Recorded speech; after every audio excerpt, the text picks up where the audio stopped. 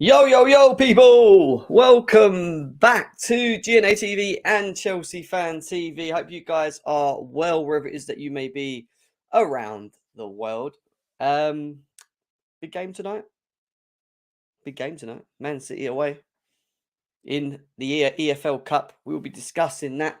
Got a little bit of team news to go through. We're going to start off with actually. We're going to talk about some news in and around Chelsea on Twitter as well. We're going to be going across some of the comments that we've received in regards to potential signings. We're going to talk about Graeme Potter. Like I said on my trailer, I don't know if you saw it. Chelsea Fan TV, guys. Unfortunately, I couldn't put the trailer on this one, but moving forward, there will be trailers on each show that I present or put up for you guys moving forward as well. So we'll be going through that as well. But big up to every single one of you guys that are here as well, slowly coming through the door. I hope you guys are having a good, pleasant day. Football starts at 8 o'clock tonight. Man City versus Chelsea. We're expecting lots of rotation.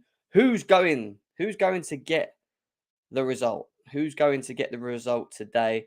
Many Chelsea fans feeling dejected after that Arsenal game as well. Are Chelsea going to bounce back? Are we going to see improvements from players given the opportunity maybe tonight? Is Graeme Potter going to put out a strong team? Is he going to mix it up? What is he going to do today? That's the big question mark. We'll see that later on. We're going to talk about team lineups as well. Talk a little bit about players that are potentially out. But make sure you're hitting the likes. And before we move forward, guys, let's cue that intro.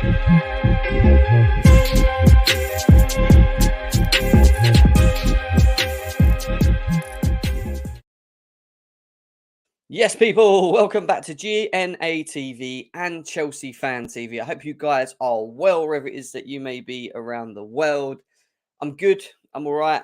I'm looking forward, ready for the Man City game. I always am. Even though we're not in the greatest of forms, I still have a bit of, always that bit of it. We can do something tonight. Could we beat Man City? We're going to open up the lines later on the show today. Say later, it's not going to be as late as it has been in the past. I know sometimes I go for an hour and let you guys in. I'm going to get through the bits that I need to get through as quickly as possible. And then we'll get everyone on and we'll just talk about tonight's game. We'll talk about Graeme Potter. We'll talk about the potentials of signings as well, with some news coming out today on two players that we're going to be discussing at the beginning of the show.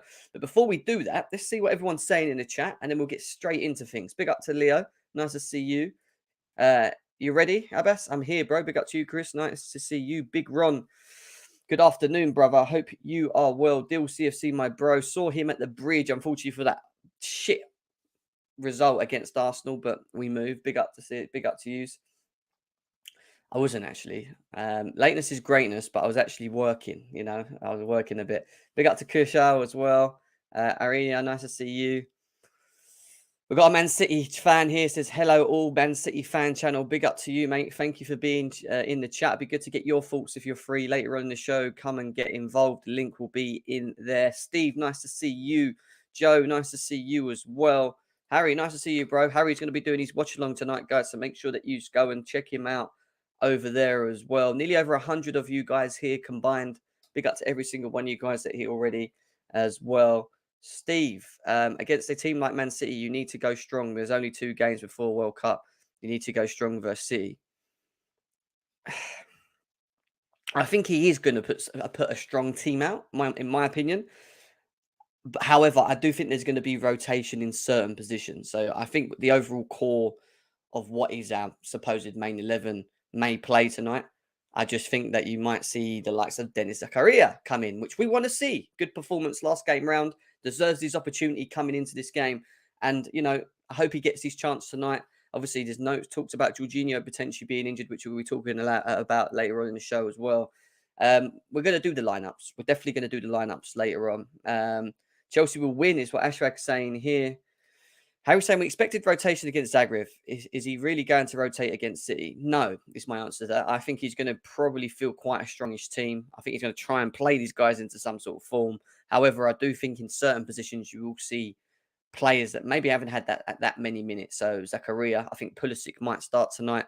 I don't know, for example, if Silva plays. I think Koulibaly definitely comes in. Mendy's in goal. We're going to play around with the lineup a bit later. Big Shaq, man, big up to you. Yeah, I know. I'm trying to move on with it, mate, but it's hard. JP, big up, bro. Hope you will. Did you catch Johnny's Land of Mirrors on Lewis's stream yesterday? I only saw bits of it. I'm not going to lie. I saw bits of the back and forwards about Mount and Havertz, which you got to laugh at. It is a bit of fun, isn't it? You got to laugh at the way how Lewis is one side of the Richter scale and that Johnny's on the other side of the Richter scale. And the mad thing is, with it all, and I keep saying it, they've both got points and they're both right in actually what they're logically saying, even though that they're arguing with each other. It's just that there's never a middle ground between it. So you could take a bit of what Lewis is saying, you could take a bit of what Johnny's saying, and if you combine it together, you could actually sit in the middle and go, well, right, bang. But that's the problem. It's like they don't want to listen to each other's points. If they did, then it'd probably be a better understanding on individual players. But big up to both of them as well. Big up to both of them.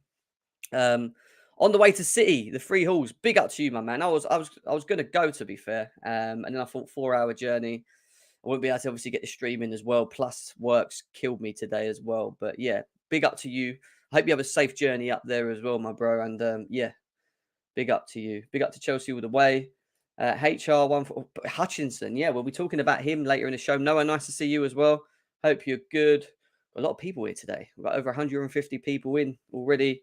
Yes, we're going to talk about this Christopher Nkunku news next. That's what we're going to start with on this one. My girl Bex is in the house as well. Nice to see you. Hope you're good. Trying to get through everyone.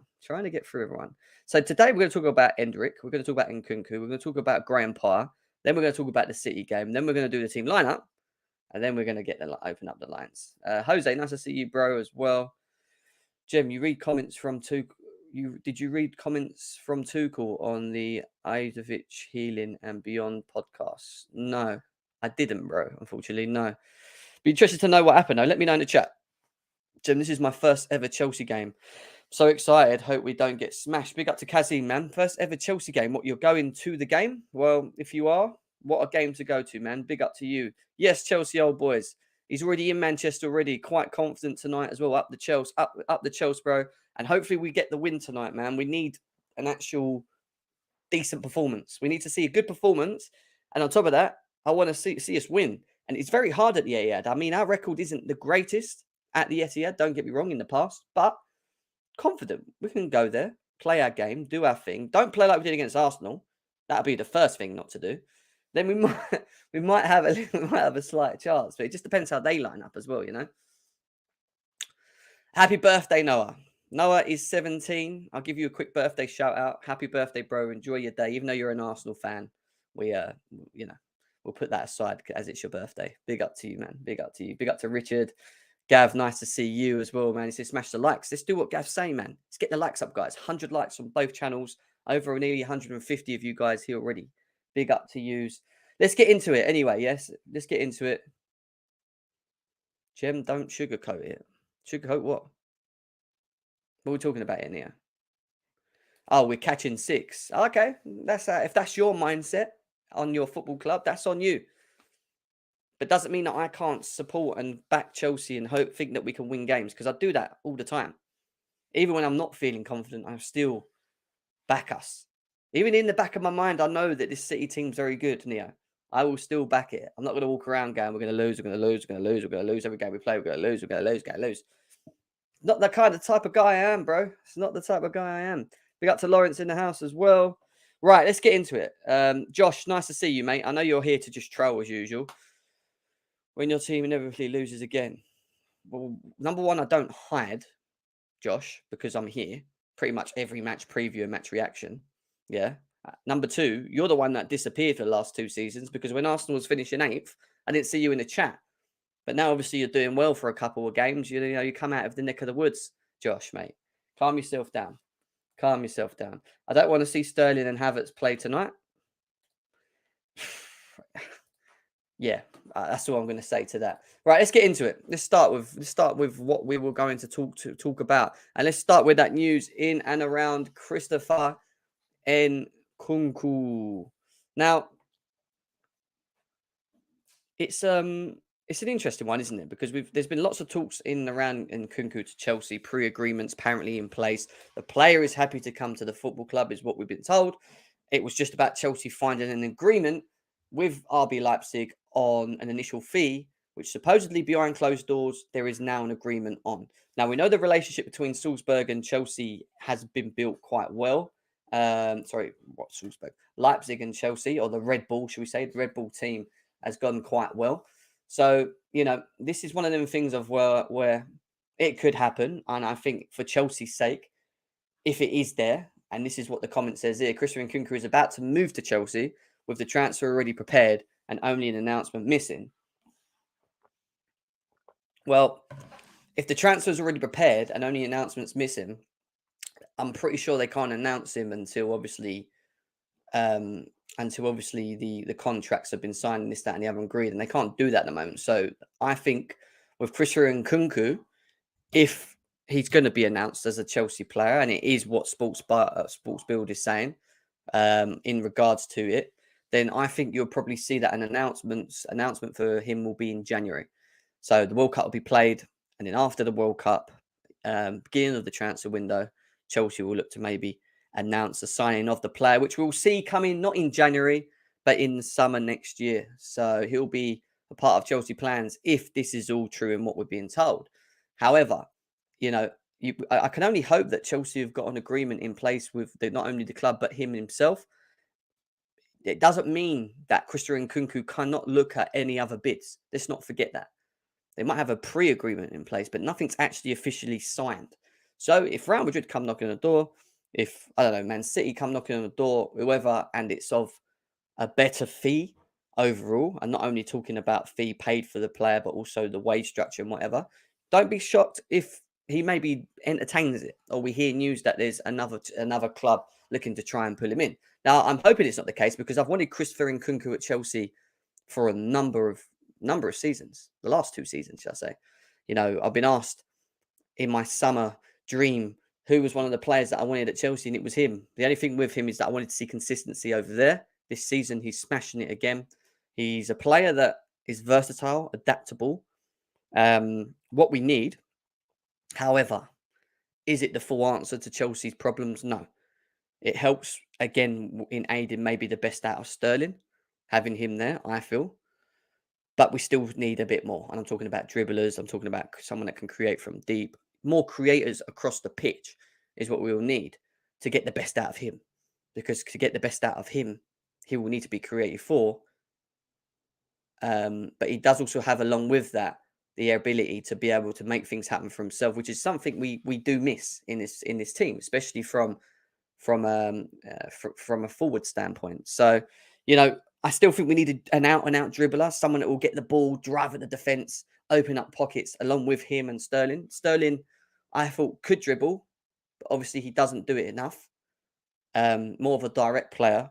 Pulisic can do it, and I think with Pulisic, it's about how well does he play from now to the end of the season if he's given chances to play. If we start seeing more of that of Christian Pulisic and he finds his form, maybe he could be the answer to that. I know some people in the chat feel he's done and dusted and he's finished and it won't work. But if that is the case, then, we have to start looking elsewhere. But I do want someone that has the ability to attract players and dribble with speed and directiveness. Gives us something different. And with Nkunku in the box or outside the box receiving the ball, I know his link-up play is very good as well. His all-round game is very good. We'll get more of a successful Nkunku. Putting Nkunku in his current crop of players now, I think we still probably have maybe the same problems that we had with Raheem Sterling coming. And I said this. We do need more. This is not the answer to our questions. However, great signing if we get it done. Get it done because we need it. Don't get me wrong. I love him at Chelsea. Definitely someone that's required. But we do need more. And we'll have to see. We'll have to see. Will it be January that Chelsea announce the sign of Nkunku? Will other clubs in January decide to entertain the idea that the fact that he's not only a hot shot in Europe, but there's an option to sign him at a good value? Are they going to then get involved and try and pull his mind, or is the agreement that strong to the point where he just sticks with Chelsea? We'll have to find out, guys. We'll have to find out and wait and see with Nkunku at a later stage. But it's looking all positive is what I'll say at the moment from a Chelsea standpoint. Sterling was dribbling and beating opponents under Tuchel. Performance dropped under Potter. What makes you think that though? I mean, I agree. I mean, he was playing a lot more direct at the beginning with a bit more of a something behind him, a motive behind him. I look at him now, and he looks like he's trying to maybe keep himself fit for the World Cup, or if he's scared to get it. I don't know. Something that energy that he had at the beginning at Chelsea is not there at the moment with Sterling. I don't know what it is. And I was at the Arsenal game the other day, and I thought it was atrocious. But we have to see what happens. Matthew's squad clear out needed. I agree with that as well. Sterling is a confidence player, is what Man City fan channel saying. Obviously, they've had him at Man City for a long time. If Sterling has a bad moment in a game, his whole match drops. So, are you telling me that even though he's an experienced player, he doesn't have the mentality, he doesn't have the bottle to make things work for himself, to actually affect the game? So you have to get him involved in the game. Otherwise, he's pretty much he disappears, and that probably answers to most of what we've seen recently, to be honest. But could be right. I think we've had a winger problem for a little while. Yeah, we have. Right, let's move on from this. Let's move on from Nkunku. Another bit of news from Fabrizio Romano. Now, over 200 of you guys here, 16 minutes in. Big up to every single one of you guys that are in here. And this one comes from a player that maybe a lot of people are not familiar with or aware of. But it's the player, the striker himself, called Endrick. Now, I've watched clips of this guy on YouTube. Not watched him specifically in games, and he looks like a special talent. He does look. He looks very comfortable on the ball. He's got a great left foot. Dribbling's very good. He's versatile. However, he's doing it in the Brazilian league at the moment. He is very young. I mean, Fabrizio Romano is saying that Real Madrid, PSG, and Chelsea are front runners pushing to sign Endrick, confirmed, and still no breakthrough in negotiations with any club. So it seems like he's keeping the doors open. He also goes on to say that obviously we're the three clubs that are interested in that. He says there are no official bids, but it will happen soon. Release clause 60 million euros for Endrick would join in 2024. So not next year, the year after. They would buy him and then just expect him to come over. So basically build up his experience in where he is at the moment. But 60 million euros for Endrick, maybe the next big young prospect across Europe. Chelsea are in that hat. And with names like PSG and Real Madrid, it doesn't surprise me. The only thing I would say, PSG can match us on money. Real Madrid could probably match us on money. He's going to have to make a decision of where he wants to go. He may have a childhood dream of playing for Real Madrid. Maybe that's where he goes. Contracts, contract length, how much is put forward on contracts and wages and whatever are also going to be key for this player. But ultimately, he's going to have to make the decision of what league he wants to play in. Because if he goes to Real Madrid, it's the Spanish league. If he goes to PSG, obviously we know the French league and the quality over there isn't as of a high standard. But the Premier League is a league that attracts all the players across the world of football. Currently, the best league in the world.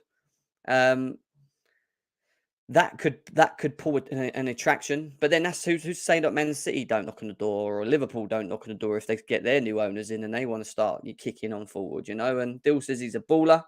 PSG has no project to present to Endrick. It's between Chelsea and Madrid. So Ashraf's saying 60 million euros.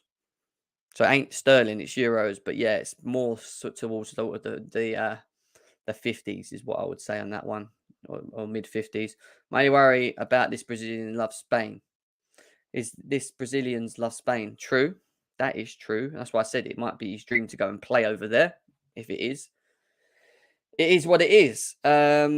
What are we else saying? I don't want to spend big again. Every time we spend big, we underperform. I don't think it's about specifically spending big, Blue Empire. I think it's about spending wisely. You can always spend big. You can always have money and spend it wherever you want and flash the cash. But it's about actually buying the correct profile of players with that money. So if you spend 200 million and you buy yourself a Declan Rice and Nkunku, a wing back, and a dribbler, not to say it being Leao because I think he'll be quite expensive. I don't mind then spending that money because we're utilising it in the correct way, which then allows our football club to be more competitive. Where do we want to get Chelsea? Where does Chelsea want to be? Where do we want to see Chelsea moving forward? We want to see them domestically challenging again. Haven't seen that for a while. That is a problem at this football club, a club that should be challenging consistently. We've not done that for a while. We need to get back to that level. And once we get back to that level and hopefully we win one, it's then about us as a football club dominating. So, yeah, it's going to be interesting. It's going to be interesting. Guys, make sure we're smashing the likes. I know we haven't got enough at the moment. How quickly can we get to 50 likes right now? So you see that thumb? If you haven't hit that thumb below this right now, why are you sitting there watching us? Either on your TV, on your laptop, on your phone, on your way to the Chelsea game, wherever it is that you are, or you're at work, please just smash the thumb. It's free.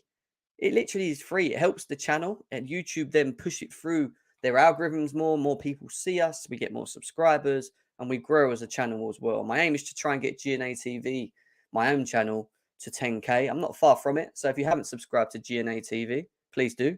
That would be a massive help. And the same with Chelsea Fan TV. We're on the road to 200K as well. So please make sure you're smashing the likes over there as well and subscribing to the channels as well, guys. Big up to you.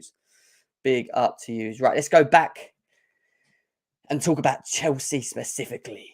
Let's get into some interesting conversations that have had in the last couple of days in around Graeme Potter. So we'll talk about Graeme Potter, then we're going to get into the game, then we're going to do lineups, and then I'm going to open up the lines and we'll get everyone in. Not a problemo. You've got a great page. My fave fan page of Chelsea. Lewis was spot on after the match against Arsenal. He talked on behalf of every Chelsea fan. He did. It was a good bit of it was a good statement, you know. It was a good, like, you know where we are sort of statement sort of thing. Big up to Lewis on that one. Big up to Chelsea OG, bro. I'm gonna open up the lines at some point. Come in, bro. It's been a while. I haven't seen you as well. Right, let's get into this. Over 230 of you guys here as well. Big up. So I'm going to put my screen on mute, right? Because what we're going to do now is we're going to highlight and quickly talk about the comments from Graeme Potter in and around Chelsea Football Club, where it is at the moment, how he feels that he's doing, the squad and whatever. So when you see me like this, I am still here. But the reason I've done that is because I'm about to bring up some comments. Okay? And we're going to discuss these comments via The Athletic, via Nizar Kinsella. These were the comments on. These were the comments from Graeme Potter of recent in and around it. So let's get into it. The Premier League resumes, and Potter believes the winner showpiece could prompt mental as well as logistical difficulties in a grueling schedule. Asked about the prospect of his players reaching the final of the tournament, he said that's the challenge of having a World Cup in the middle of the season, because the alternative is saying don't go celebrate the World Cup. By the way, you come back here and train. Even then, it's so difficult because they would have to play the game on whatever day it is, and then they have to recover emotionally. So what he's saying is, whoever moves forward in the World Cup, whether they make it to the final, whether they lose the final, whether they win the final, they're going to want to celebrate for their countries. There's still seasons to be played. Mid-seasons, there's still loads of games to be played, which means they need to come back, they need to get ready, they need to train, and it's a lot to ask from these players. And then he goes on to say, even then, it's so difficult because they will have played a game on whatever day it is, and then they have to recover emotionally. So yeah, which is true, because it does affect players on emotional states. Playing for your football, for your international team, it does. How long does it take to recover from a World Cup final? I mean, most people, I think, celebrate for 2-3 weeks. Open top buses everywhere, and then they need a 2-3 week holiday to get over the celebration. It's so difficult. Who is going to be in the final? Hopefully England, from our perspective, but you never know. And then on that point, what if you lose the World Cup final? How long does it take to get over this? Probably not 3 or 4 days. So what he's trying to get at is difficulties of placing a World Cup in between a Premier League season, in between any league season, which is probably one of the first, isn't it? This is one of the first times they've done this, or is it the first time? We'd have to confirm that, which is true in what he's saying. It then goes on to say that Chelsea already sit on 13 points behind leaders Arsenal, already 13 points. Jesus. Potter believes it's too early to judge the club that has experienced recent change on and off the pitch, and says he took the Stamford Bridge job because he did not simply want an easy life. I would say it's a little bit unfair to assess Chelsea now because of the change of ownership has happened, the former Brighton boss said, is what he says, goes on to say it. then it says, we are now on a new direction, a new path, and ultimately that is the part of the challenge. If I want a nice and easy life, I could have just easily stayed working at Brighton in the Premier League and signed a new contract and been absolutely okay. And I wouldn't have had too many questions about myself or pressure or sacking or anything like that. So I think what he's trying to make clear to everyone, which I think we could all work out ourselves, is that he decided to just take this job knowing that there was going to be pressures behind this. I think Chelsea's probably got to be the hardest job in the league, in my opinion, in terms of a manager coming to. And I'm talking about where we are at the moment, the crop of players, the hierarchy, which we didn't have anymore. I'm talking about the old card, putting the new hierarchy together. There's a lot of pressures at this football club, and it's understanding where this football club is currently at the moment. But the reason to come here, one of the reasons to come here, as there was many, is it's a fantastic football club, potentially one of the best in the world, that then compete for any major trophy. He wants to win major trophies. Any manager that manages any football club or gets the opportunity to manage a big club like Chelsea come because they want to win trophies. I don't doubt that. I think every manager's had that same mindset. So yeah, there's an unexpectation. There's no expectation of Graeme Potter because he's never been in this position of managing a top 6 team with all these great players and a board that's going to willingly back him on what he needs and be given the resources that he needs. A bit different to what Brighton is in terms of setup. But then along with all of that, there's the importance of targets and where you have to keep yourself, or where the standards of the football club have to be kept. And then it goes on to say this, but the reason and then it goes, but we all know we are not at the point now, and we haven't been for 2 or 3 years in the reality. If you look at the league table and the points difference between the top 2, so okay, how do you get there? That's hard work, pain and suffering, and moving forward. It is learning and developing, and that's why we're here. And he's right in what he's saying now. I think it's a great statement from Graeme Potter in regards to where the club is at the moment. He understands where it is. He's not fooled by thinking that what he has at the moment is enough. I think any Chelsea fan would understand that logically, and it makes a lot of sense on where we're at. We know that we're not at the races. We haven't been domestically for a very long time, and it does need time. And we are in a transition. This football club, whether you like the comment or not, is in a transition. However, I'm not asking you guys to not hold your expectations high, because we should all have expectations of what we feel our football club should be. And them expectations are to be fighting for Premier Leagues. We can keep that. But then it's just making sure, then it's just understanding where we're at the moment and what we possess and etc. So it goes on to say, my feeling with the players is that, and I think there's a blame culture anyway in football generally. It's easier to blame me or the manager because there's an easier solution. That's an easier solution. I can 100% agree with that, because I always say about how managers do get blamed, even though they do make the wrong decisions on lineups sometimes and whatever, and they got to hold that. It's very easy to just always say, sack the manager, which is what we've done in the past.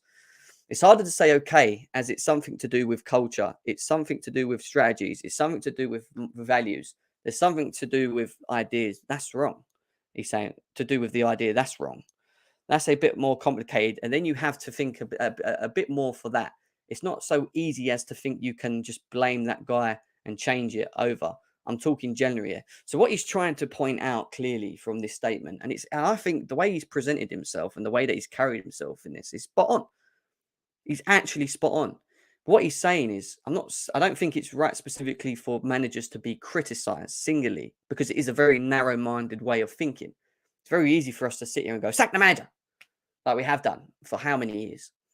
But then the new manager comes in, and guess what? We still find ourselves in the same issues.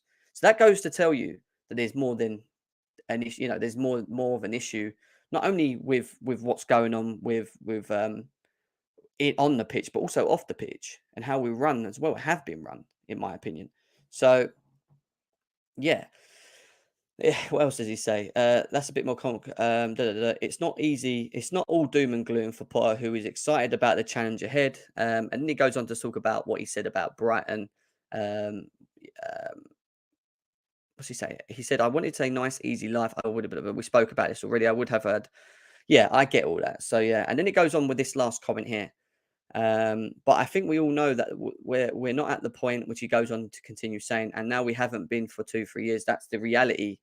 That's the reality of when you look at the league table, blah blah blah. As I said, the exciting thing is we're on this process. We've done it quite well, and the players have responded really well. You have to go through a bit of pain to get to that point. I'd be wrong of me to say anything. It'd be wrong to say anything else. There's no shortcut to it in my experience. And I think when you look at when you completely analyze them comments, when I'm just sorry, it ain't caught me in the chat. I was just reading. When you analyze them comments and what he says and the understanding, I think as a fan base we need to grab hold of that and take it in.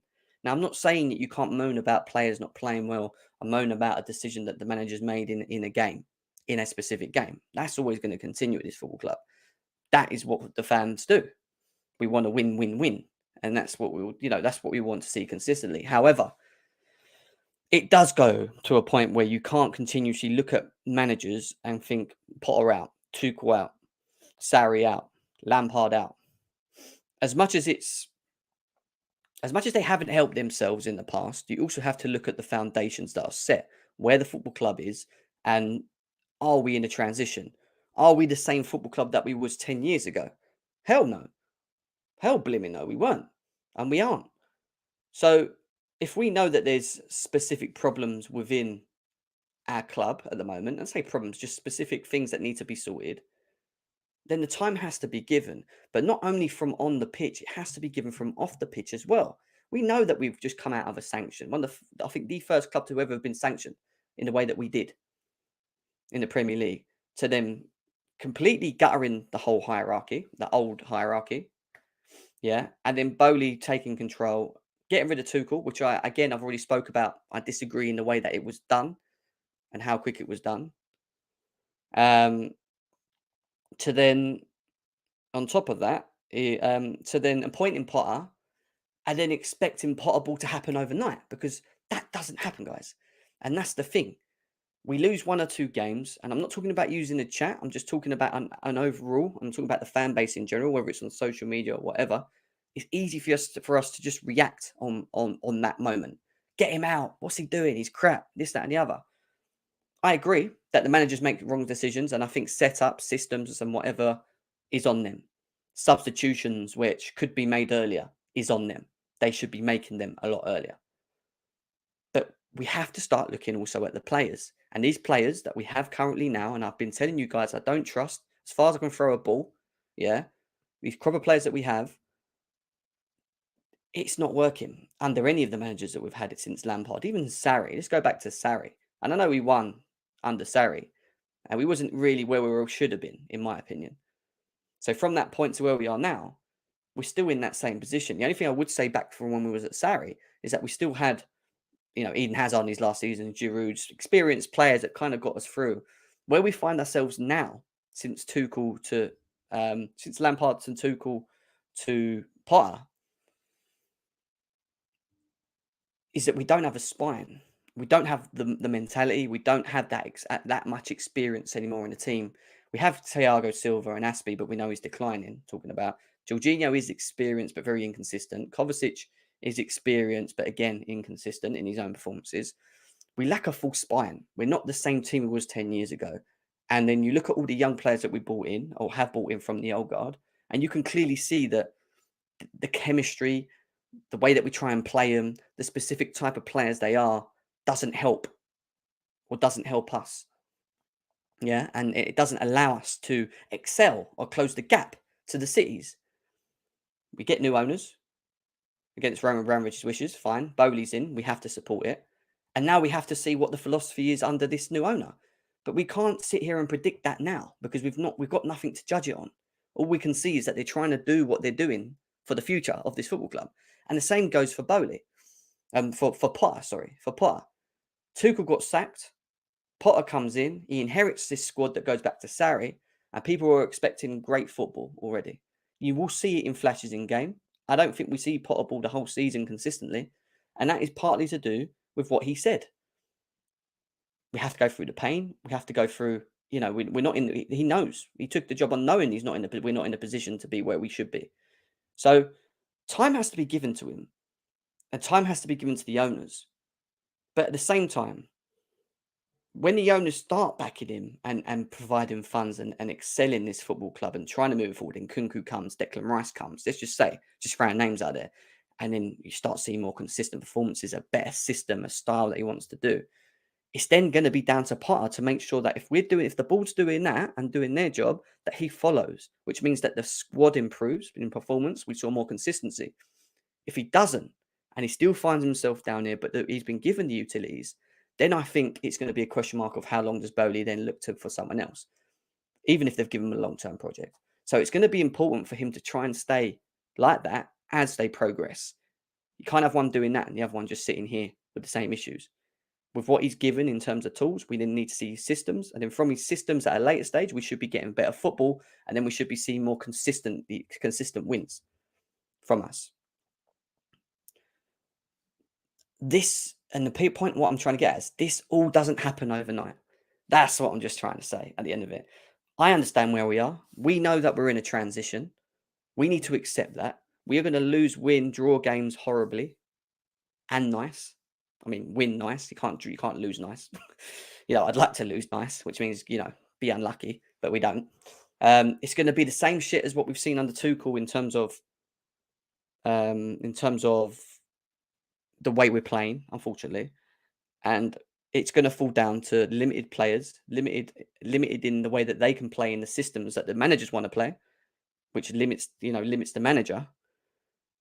And we kind of need to, tee through that, unfortunately, until we can start seeing the philosophy and the ideas and the projects at a later stage. And then we can judge Bowley, and then we can judge Potter, because time's given, and we'll give time to a project, because I do think this is a project idea.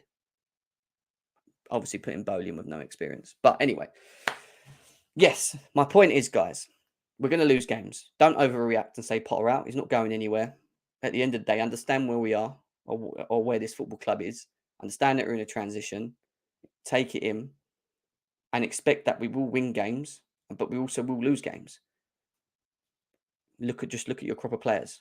And this is why I don't trust them. They haven't shown us anything to say that we should trust them all. It is what it is.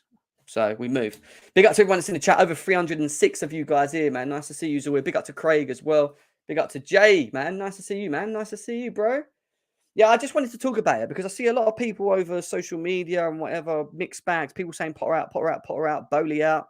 And I'm just like, what are you basing this on? I know we've lost 2 games, but prior to his 2 games that he lost, he didn't lose a game. He weren't playing great football, but he had the same record as what Tuchel done when he first come in terms of wins and draws. So he's going to have to try and get through this season on us winning, obviously. And I get that. I'm not saying we just lose every game and he stays. He's going to have to find a way to get us to play through games. It's just not going to be what you want to see in terms of the eye test. The eye test is not going to look pretty on the pitch.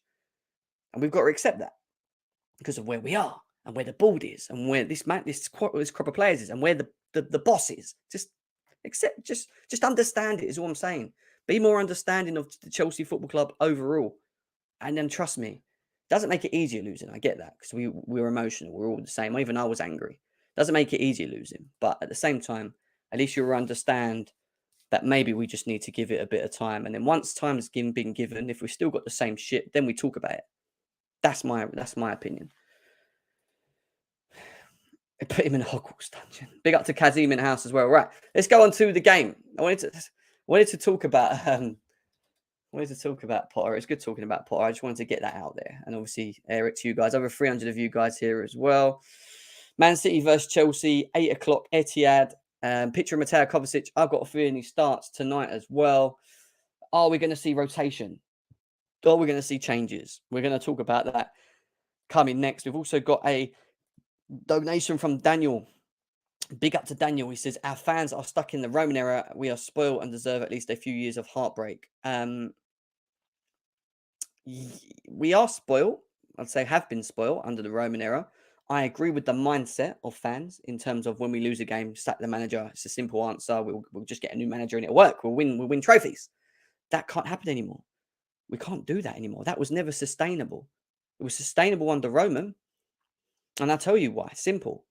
There was a lot more quality managers available back then to be able to keep calling in and ring in with good CVs than what there is now. Maybe we shouldn't have let Tuchel go, but we did. And now we've given a manager who's got no expectations a chance to to be the project manager.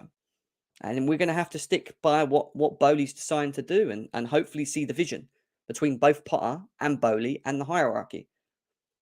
So we're going to have to wait, guys.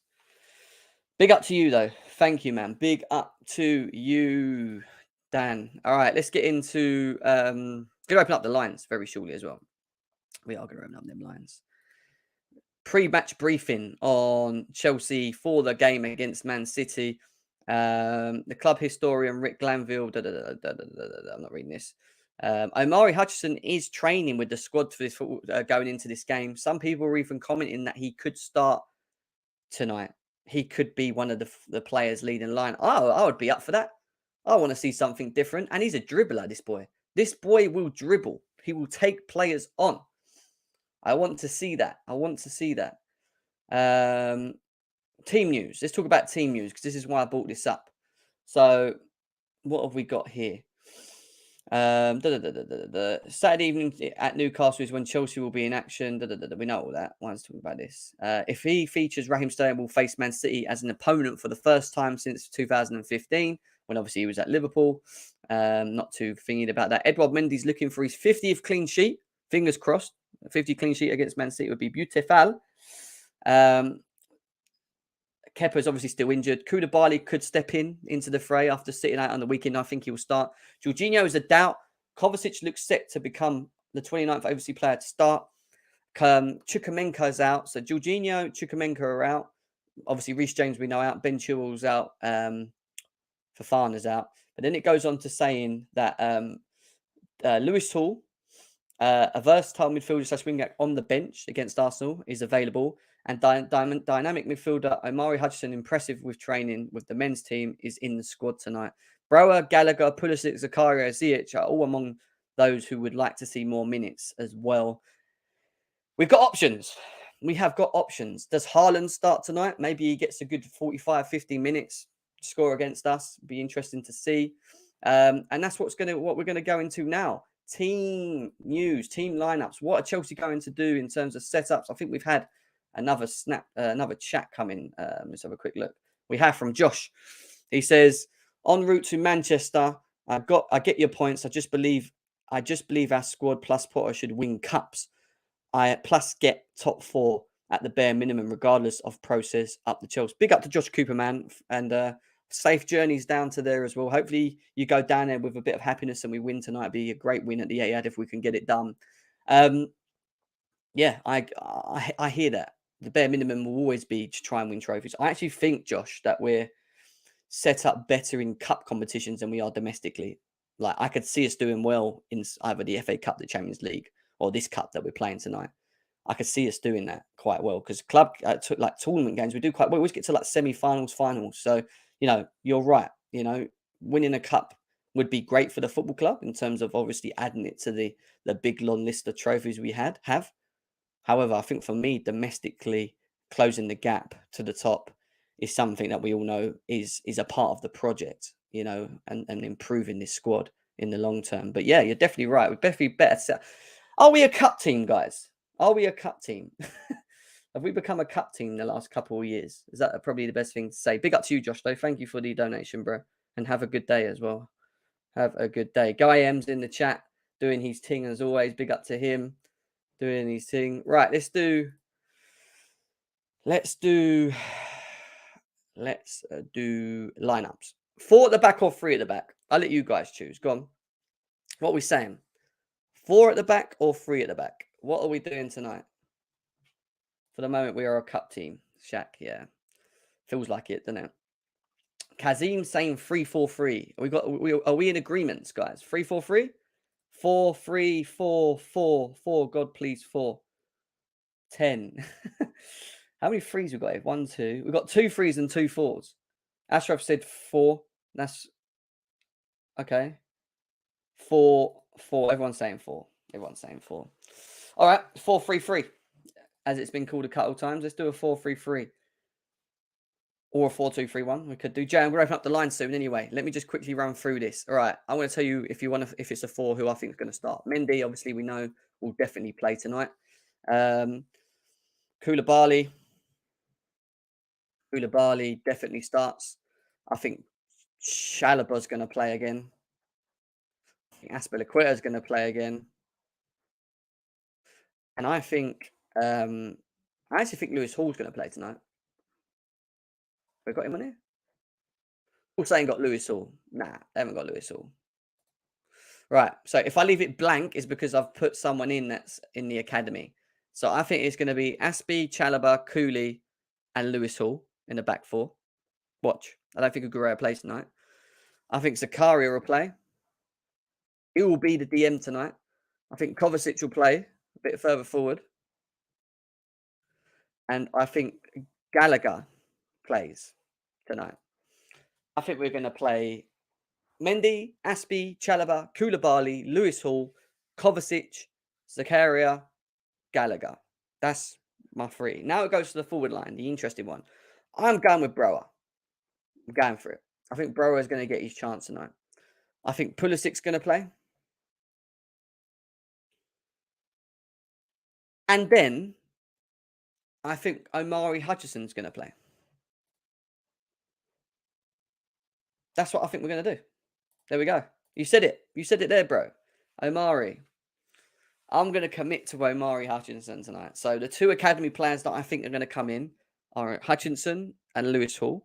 I think Koulibaly, Chalobah, and Azpilicueta will play if we do a back 4. I think Zakaria will be the DM. Kovacic and Gallagher in front of him as a 3. Pulisic and Brower along with Hutchinson up front. Come on, tell me that ain't a sick lineup. How much do you like that lineup? No, I'm not putting Hakim in there. I'm not. He should never play a game again. I don't want to see him playing. I want to see him playing. Yeah, Lewis Hall. Lewis Hall and Omari Hutchinson, the 2 players that I think can come in. All right. Let's get people in. There you go. I've opened up the lines, like I said to you, 47 minutes in. I've opened up the lines.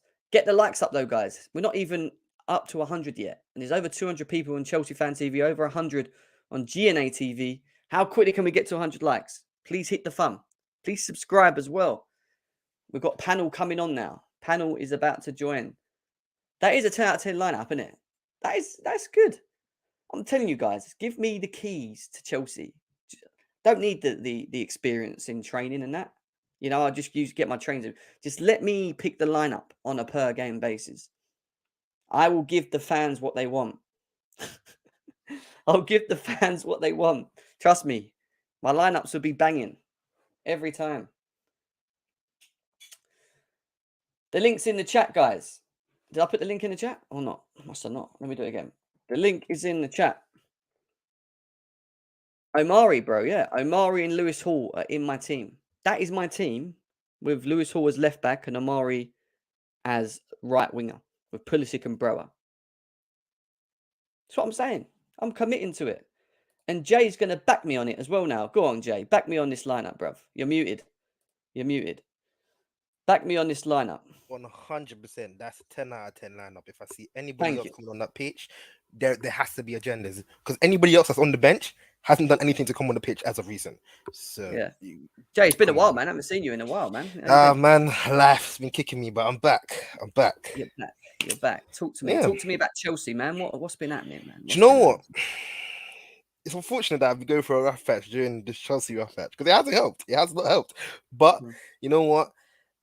It's also helped me see positives in some of the most darkest times, really. Chelsea right now is going through, it's not easy right now for us. It's not. But I can see that a lot of Chelsea fans are just using this. There's two sides to Chelsea fans right now. There's the, okay, this is my perfect chance to get onto Chelsea and Todd Bowley for sacking Thomas Tuchel. And then you got the Chelsea fans that understand that this just takes time. Like, these things just take time. There was times in Pep's reign at the start when he was getting battered by teams that he shouldn't. A player of his accolades and past achievements shouldn't be losing to.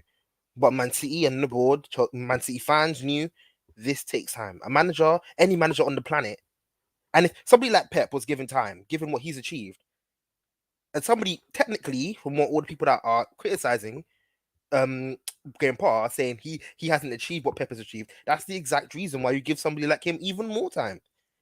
But you know, I guess Chelsea fans right now are still unsettled, just like players are unsettled after the sacking of Tuchel, because it was abrupt and it wasn't, and it was at an inconvenient time, and we could see the effects of it now. But what can we do? We have to keep it moving. We have to hope that January window and the summer window are just productive windows. That's all we can hope for. That's what we can hope for. Yes. But then, like I said, did you hear what I was talking about in terms of like transition and understanding where the football club is, and that we're going to probably play the same as we do under Tuchel last? It's going to happen, and I think as fan base, we've got to take that in and understand that, rather than Potter out after we lose a game or two. It's That's agenda that. driven though. It's Yeah, agenda driven. It is, but it is what it is. What can we do? What can we do, man? 100%. How are you feeling about tonight's game? You know what? And this might be a pessimistic view, but I see people that know like realism would understand that this is actually a positive view. If Man City come out with a altered, rotated squad, and we put out this squad, we can do something. If they decide, you know what, we're gonna absolutely go full power, which I doubt they are, then Do you um, think Haaland I'll go plays tonight? for a draw optimistically. If Haaland comes on that pitch, God forbid, I don't even want to think about it. Yeah, I don't want to see that. Big up to Craig in the house. Nice to see you over here, bro. If you haven't subscribed, subscribe both to GNA TV and Chelsea Fan TV. GNA TV is my channel, which I know a lot of Chelsea Fan TV guys don't know. That is my channel there, GNA TV. If you can, when you get a chance, right in YouTube, hit a subscribe. I'm on my way to 10K subscribers on YouTube, so I'd really appreciate it if you could, all you guys could help me get there, honestly. And the same with Chelsea Fan TV as well. If you haven't subscribed, go and subscribe to them as well. And just show the love, man. Show the love. But yeah, I'm enjoying the shows that we're doing recently. And yeah, we move. Yeah, I mean, Jorginho's injured. He's out, so we know he ain't starting in midfield. I ain't praying on We no know, one's downfall, but I'm not mad at it. I'm not mad at it. yeah, we know Kovacic will definitely start. Ruben Loftus-Cheek didn't play well against Arsenal. I was at the bridge. Fam, this guy's non-existent. Please stay on the bench. Thank you.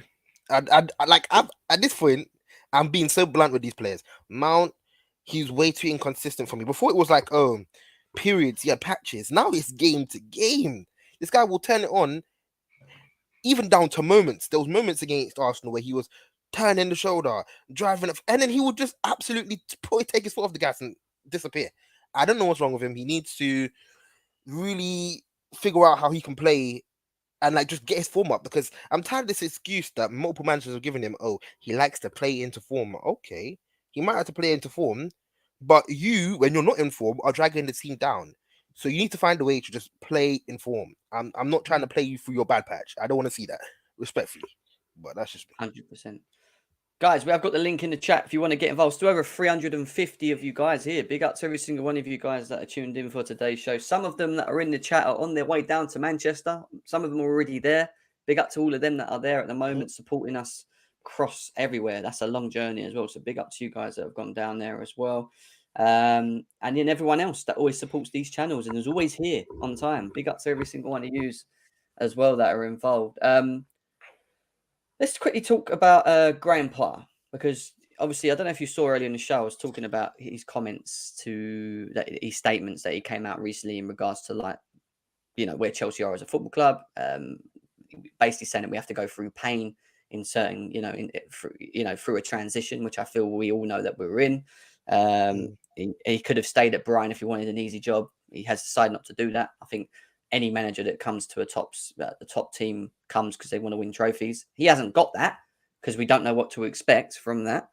But what are your thoughts on what you've seen up to this point of Graeme Potter? Do you think it's still too early? Do you think he can, or do you think this is just too much of a big job for him, even moving forward? Way too early. And what I was saying to certain fans, two things. To expect anything from Graham Potter, you're making a terrible mistake right now. You're only setting yourself up to be hurt in the end of the day. Because Graham Potter, I'm not saying that he's not a good manager. I really think he will do great things with this club, and I'm confident on that. And I was confident on that before he came. It's just we have to understand when you put somebody in a predicament, like we saw there was something externally going on in the club towards the end of Tuchel's reign, especially the Zagreb game. We saw things were not, something was off. So for us to expect, like, we gave Tuchel time to understand he can work through that. Okay, he's got sacked. Graham Potter's come in. Why do you think Graham Potter, with less credit in the bank, whatever you want to call it, in his career, to come and instantly flip that? It's impossible. He has to work around these things. The club and its identity right now are quite in limbo until we figure things out. Things haven't been figured out yet. So I'm just gonna let him sit there, build something. We need to give him at least 2 windows. And it's upsetting because obviously for me, somebody who loved Tuchel, he didn't even get that like that. He didn't really get 2 productive windows. But we need to give it to him because these are what the new owners believe will do something with it. So if we can give him that time, we'll see. For me, it's all patience. Right now, we're not giving. Right now, Chelsea fans are really. They were waiting because it was hard for Chelsea fans to criticize him while we were pulling out good performances. It was hard, or at least the result. But now we're in a dip. Now a lot of fans are coming out of the cracks, and they're deciding to pounce on this. It's fine. A lot of Chelsea fans are going to prey on his downfall. Graham Potter already knew that, just like because of how much of a cult hero Thomas Tuchel was to all the fans. And especially another thing that I've also recognized is with Graham Potter, if we're expecting Graham Potter to turn around and make Mendy play out of his skin, somebody who, in my opinion, just isn't class. Like going into today's game, the way that he was messing up that game in Arsenal, like you can tell, even from the sub in Brighton, he gives the defense no confidence. The defense playing no confidence or trying to overexert themselves to try and, because they're afraid of getting the ball going in behind them because they can't rely on the person behind them. That therefore gives the midfield something to worry about because they don't want to put that pressure on the defense. That whole team is shook, and I feel like Mendy is a big core of that, and you cannot expect Graham Potter to switch these things around. So for me, there's a lot of, like, we need to be real. Anybody in this chat right now, it's okay to say it. We are all still hurt about Thomas Tuchel, but do not spread toxic narratives on Twitter. Do not spread toxic narratives on Instagram or whatever you want to post, because it doesn't do good for the fan base right now. We need to feel good about something. Yeah, I hear you. Quick bit of news. Obviously, we know this, but Reece James has come out of a statement saying that he's devastated that he can't make it to the World Cup, but he understands, obviously, that he needs recovery time. So Reece James is out of the World Cup. I think that could possibly be a good thing for us moving forward. It gives you more time for recovery, and going into the next part of the season. He is a hugely important player. So Reece James is not travelling with England to the World Cup, and he will be sitting this one out as well. What I've got in front of me here is a lineup that was brought up by Chelsea 365. This is their predicted lineup. Obviously, the midfield, we got it exactly the same. He's gone with Kukurea. I went with Lewis Hall. He's gone with Sterling. I went with Amari Hutchinson. So we're kind of near enough the same, barring two players in the team as well. Do you agree with this lineup, guys? Or do you feel that we should potentially be looking at the lineup that I put up earlier on? I mean, that's not a good lineup. It's just not. With Lewis Hall and Amari Hutchinson there, and Broha leading the line as well. Sterling needs to hold bench. He's used to holding bench at Man City. He needs to hold bench right now because he is. Ooh, he's shocking. I'm not gonna lie. Like, nothing that those 2 wingers that they've predicted have done anything to start over Amari. I'm hearing there was reports coming out recently that he was putting big internationals in our first team on their arse in training. Like, this guy Amari is. You know why though? He dribbles, and then we need that. Something we miss in this team is someone that has the ability to consistently dribble constantly. And when you do that, that attracts players and creates spaces for players in our team, like Havertz, Mounts, and the others that can't dribble, to then run into them pockets of spaces and be more effective. We rely on the wrong people to do the wrong things. That's the problem. And you saw it against Arsenal. We were playing Kai Havertz on counter in football and asking him to take on Saliba down the wing. I think he done it once, and the other time he got put on his ass, right?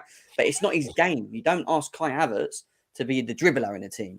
You know, it's like you don't ask Mason Mount to be the one that we should be looking at all the time to be winning us games. That's just not him. You know, like we need someone that gives us something different, and that difference is someone that can create a spark consistently and create space for these people. You'll see better performances with doing that. We expected that from Raheem. Yeah. But I don't know. He hasn't. Like, I think I know for him though. He's a great footballer. But it feels like maybe systemically, maybe he just hasn't been in those positions where he can do that one-on-one. Or I feel like he hasn't even been doing it when he can sometimes. And I feel like he's right now is the only player besides Omari, which he hasn't been in the lineup, so it's not like he could. But in those are the only two players right now I see who can come in and do that. Pulisic, maybe not. Who knows? Yeah, I'm so glad, Mason Mount and Havertz not starting, because at least they won't get the blame for Sunday's game. But I'm saying, Jem, but I'm glad they're not playing, because at the end of the day, they're the ones only getting the blame. It ain't the whole player's fault. It's always Mason Mount and Kai Havertz's fault. This lineup here is today to show they could actually shine their ability and emotions what happened against Arsenal on Sunday, and to see what we could do against Man City. But this cup game, I was talking about onto another show. I think this cup game, we should not worry about it as much, because I think we should more focus on the Champions League. And by the Christmas, the FA Cup's coming up, So why we don't just focus on the FA Cup? Because if we win the FA Cup, we can also qualify for the UEFA, or if we finish top 4 next season, we're still in the Champions League no matter what. We can replace it to someone for the UEFA Cup.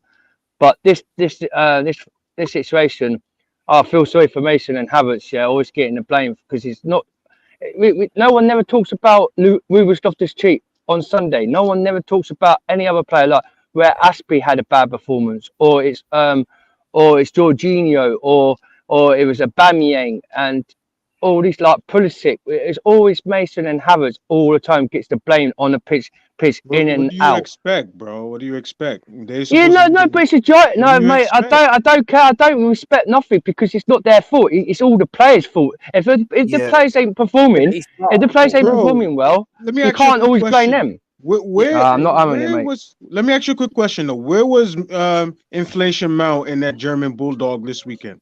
Where were they? Okay, well, where was Pulisic? Where was Pulisic at the time? Where was Mendy that time? Where was Thiago Silva? Where's Chilabala? Did you hear what Potter said in the interview about Mason Mount? Did you hear what he said? That shows the favoritism in Inflation. I heard. I know what he said. I know what Potter said. But Potter's got to say it, because he's only been the manager for 2 months at Chelsea Football Club. He can't expect to keep other players happy, can he? If he has to say something about Mason Mount or Havertz, after the pressing through, all the players will probably drop and thinking this manager's taking the piss out of us.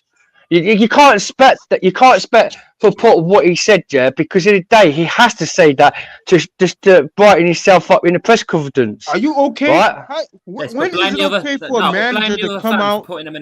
Wait. When is it okay for a manager to come out of the blue and say, "Oh, Mason Mount, he trains well in practice and he wants to play every game, so I'm going to play him"? What about Thomas Tuchel last season? Then what about Thomas Tuchel? Okay, you're moaning about Potter. What about Thomas Tuchel said a bit last season? That's true, though. What about Thomas Tuchel last season? He praised the players up. No one ever moaned about Thomas Tuchel saying that. Yeah, so we can't just blame Potter. His meritocracy. He was definitely losing meritocracy, and I'm not defending Chelsea Dan's opinion here, because I personally feel like in the end of the day, despite the rest of the team, like notoriously right now, it's Mendy, Aspie, Ruben, Mount, Jorginho, Pulisic, Sterling now sticking out like sore thumbs at the moment. Like, okay, the fan base might not pick. They might pick and choose who they come from, but favourites are natural. We can't control that. I don't think Jorginho's been that bad. I don't know why people's getting Jorginho. He's been best in the bad bunch. Sorry about that, Jem. Sorry about that, Jem, because I had to come out of it because I was a bit frustrated about it, mate. I don't know why you put Chalobah there. What's Chalobah done wrong? Chalobah ain't rarely done anything wrong since he's been in the team. Let me say this real quickly, right? With this whole thing with Mount and Havertz and whatever.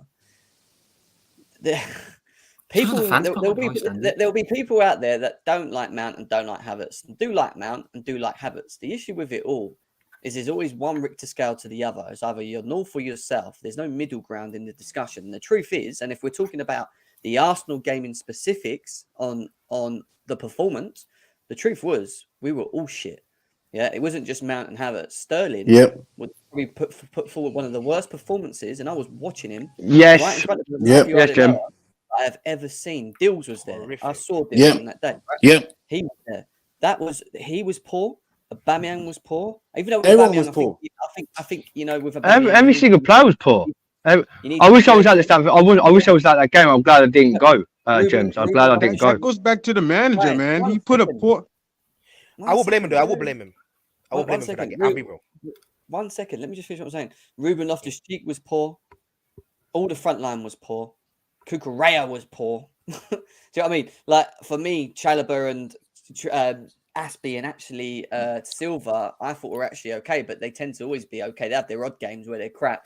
But the issue was not only the way we were set up in that game by taking the risk of playing the 4 and not noticing to switch that earlier, and that's on Potter for me, yeah. But also, you can see that that we weren't ticking. Make your substitutions quicker, Potter. And he didn't do that again until the 60th minute and the 80th minute. He likes making substitutions on the 80th minute in games. So the overall fault of this isn't just Mount and Havertz. It goes on all of them, and including the manager to a degree on that specific performance. All of them. So, Thank you, James. Thank you, James. The game against Arsenal is all on Potter. Because I definitely don't think so. What? He put a shitty midfield out there and expected us to be able to defend and to attack. But these players, I do agree what he said about Potter. I do agree with what he said about Potter. These players only turn up at certain moments, and we all know that. Against the bottom half of the league, they turn up. It's only certain moments they turn up. Yeah, but Dills, and you seen what Todd Bowley? Did you not see what Todd Bowley put out on Twitter? Did you not hear what Todd Bowley put out on Twitter earlier? What did he put on Twitter? He goes, and makes a line of the Chelsea Football Club. Yeah, that apparently all the players at Chelsea Football Club, their fitness ain't really strengthened. Yeah, and there's loads of players like Sterling, Covey, all them lot have still got like a slight fight injury from the process from last season. That's why Sakuya don't get much games in all because when we bought him from Juventus, there was a lot of issues at Juventus with players injury problems, and that's why we bring him in. That's why Potter hasn't gave Sakuya the chance to play against Arsenal, and he's giving him one game to warm him up. That's considered a good investment from our club to bring in an injured player. What kind of freaking ownership is this? That made any sense? Why'd they allow him to tweet and then come out and say, "Oh, guys, I'm fine. I'm fine. It's just fatigue." If it's just fatigue, in those days, you can at least start and let Jorginho be subbed on for you. If anything, for me, I still feel like Zachary could have been using that game. It was 60 minutes, 50 minutes, not in 80 minutes, not when the game is dead, not when the players are deflated. I feel like I would have even started Kovacic. Give him 60 minutes. He came on a lot earlier than he did. Injury on injury, recovery on recovery. Harry Potter didn't wave his magic wand. He lost it. Yeah, he's losing it. I don't think you're happening. I don't think you should say that, because you've got to understand the record what Potter's got for Chelsea for a minute. He's lost 2 games. I understand if we lost over 10 games on the bounce with him, and got knocked out of the Champions League round, but he got us through the Champions League, to the round 16, right? And he's also, right, he's only lost 2 games, and he's played 14 games. He's won 10, drew 2, lost 2. So that's quite a good record for Potter for a minute. I understand if you can say played against. Dan, the top 6 deals. He hasn't been against the top 6 teams in the league. We play different from the Champions League to the Premier League. In the Premier League, but Deals, brother, I know what you're saying, but you've got to understand the process, what's going around at Chelsea Football Club. We spoke about it so many times, what's going through by the back scenes about with all this situation. But no matter what, if we do, Potter, could change different formations in the Champions League, and we could still we could still go through to the next round because he's doing it at the Premier League. Yeah, it's basically like a practice process, whatever he's trying to do for Chelsea. With it, there's no strategy and there's no style of play when we play in the Premier League. When it comes to like that game against AC Milan, right? We was class in both games with a star play, quick, tacky football, and outdone them. And we've lost players. We're relying on players like Reece James, yeah, who's our best right back at Chelsea Football Club. When he's not there, it somehow goes to drop. We drop like we ain't playing football. Yeah, we know that. We know about this. It continues about the injuries. It's more than one problem about the injuries. Yeah, I know. In the end of the day, and it's the same injuries from last season under Tuchel. The back. Yeah, it is. It is. Reece James, nothing has been addressed. That's why we brought all these players in, but we didn't address the key problem. It was our backs. That's why John Barney came out in the official earlier. Look, we get nothing going without Reece James and Chilwell in. So would you not think about? We get no production on the right anymore. Would you not think about? Would you not think about Todd Bowley? Yeah, not being director of football in January. That's three deals with Todd Bowley. We disagreed not him to be the director, but he's trying to bring someone in here. And when in his statement he came out early on his Twitter, he said there's no physical doctors to try and get these players fit because all of them are out. All of them, he said, all of them. Aubameyang, Raheem Sterling. There's loads of players on the pitch. Thiago Silva, Chalobah. They're all like there's about 3 players, have got like fully fit, but there's the rest of them, having slight injuries with their thigh and then their foot, like Jorginho. And he said that he needs to bring someone as quick as possible at Chelsea Club in January so he could get these players fit and to be more strengthened. Because all like you see Arsenal, they're all fully fit. They're all fully fit on the pitch. Like Man City, all fully fit. Man United, fully fit. I don't care about other clubs. I don't care about look at this clubs. comment. Yeah, I know. You're talking about other clubs. Let's not focus on other clubs. Let's focus on Chelsea. Yeah, but dudes, our players ain't fully fit, so we can't. If Todd Bowley says our players ain't fully fit, how can they play better? I agree with this comment right here. This comment right here is so true. Very true comment. Let me ask Prime because he hasn't spoke yet. Prime, go on, answer this comment. Yeah. Potter's just Frank Lampard level, lucky against 10 men. Yeah, but I don't rate Potter.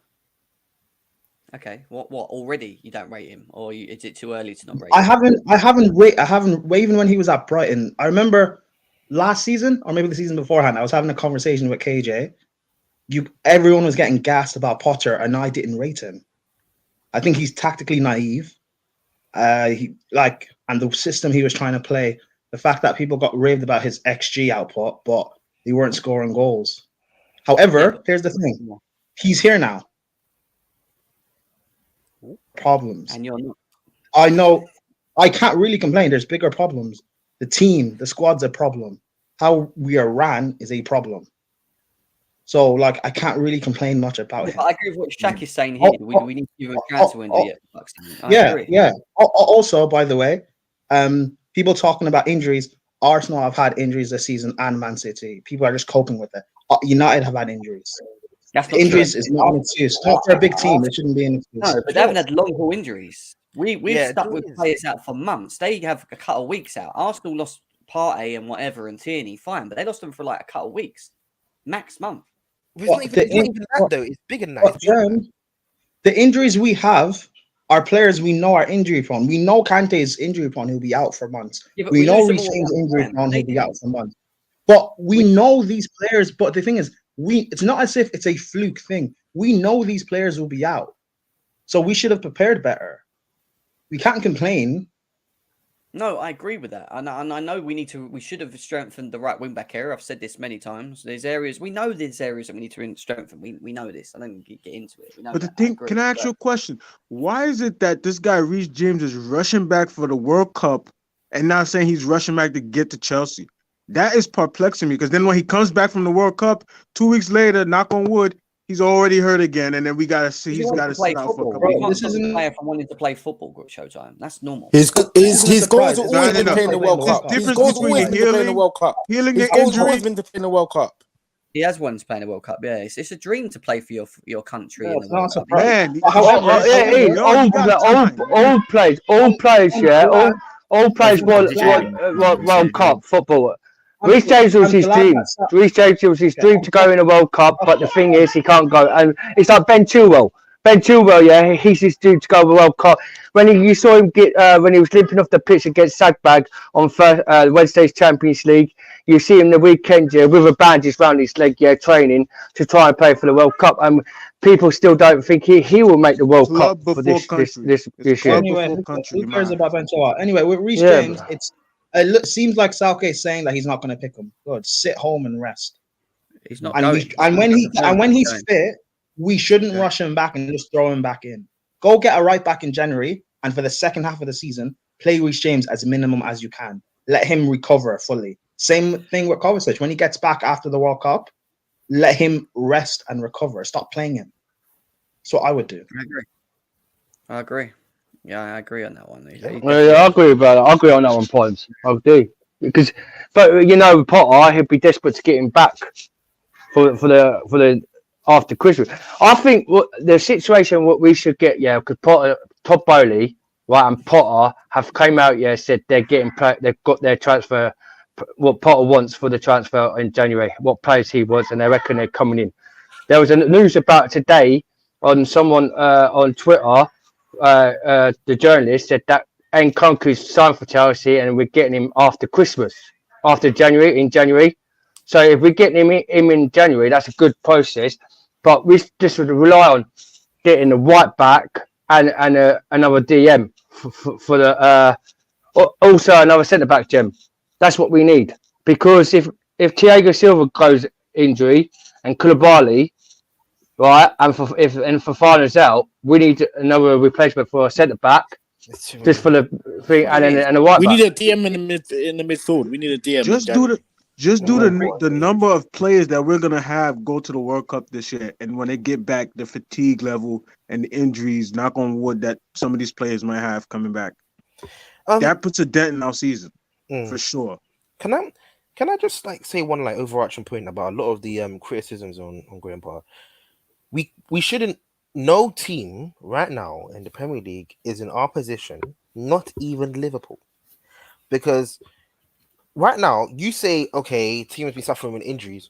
You can argue that the way that Bowley's running the club may be bad. That's down to your opinion. Fine.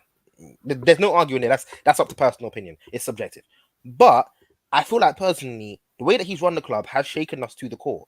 No team right now has had so much staff, personnel changes that we have had in the abrupt moment that we've had. So anything else that happens in our club right now will have a much higher effect than any other club, because with Man United, with Arsenal, with Man City, they all have stability in the core of their club, which we do not have. Right now, we are very unstable.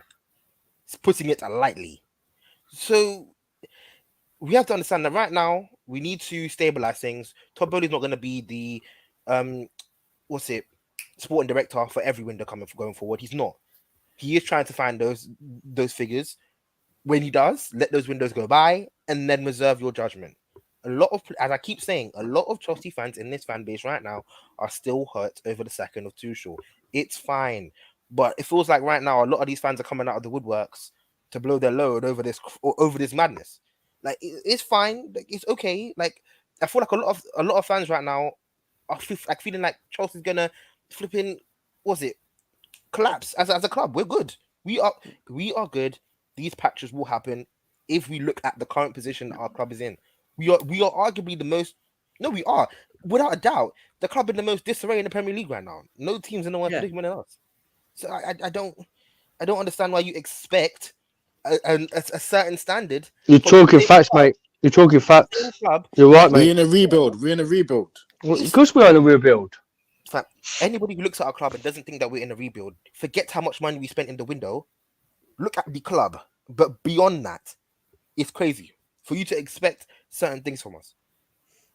I'll tell you what, mate. I say about Potter. I say about Potter. I've said to a lot of people. Yeah, I said a lot of people. I don't trust Potter for a minute, but we've got to give him time. And he's only been at the club for 2 months, so this Potter situation, yeah, it is going to be hard for him because look all these injury problems. But we've got at the football club, right? And there's a lot of football players who are unfit. And if we're gonna judge him about that, yeah, and we got Potter out and bring in another manager, I'm telling you, he will struggle with these players. So we've got to give Potter the chance to get his team, to get the formation process right, and to get the players back to fitness. If we ain't got no medical fitness at our club, how do you expect the players going to could be fit and also for Fofana, it's been flying out to America, and a couple of these players are injured at Stamford Bridge. People don't know this. They when they get injured, they have to fly to America just to get their their injuries because they've got the doctors and physicalists who Todd Bowley owns at American football just to help them out and get the surgery there. So we haven't got none of that at the football club. So how can we expect our team to be great? There was a thing, right? For the last 4 years, we spent loads of money on the transfer market, getting players in, and we still struggled and actually made top 4 in a couple of seasons. If Leicester won that in that game, we would have been dropped out to 5th. We haven't.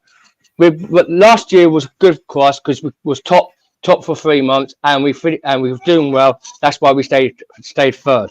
2 year season before that. Right, we finished in the 4th, but we was lucky to finish top 4, right? Because we won the Champions League, right? Our team hasn't really processed in the Premier League for so long since back in the day when we had really good players like Diego Costa, Hazard, and then we had like Frank Lampard, Jimmy, like all that process with Jose Mourinho. We haven't replaced these players like Fabregas and all these players like Eden Hazard at Chelsea Football Club, and that's why we're struggling for a minute. But we still have to back our players, no matter what, yeah, even if they're not doing good for a minute.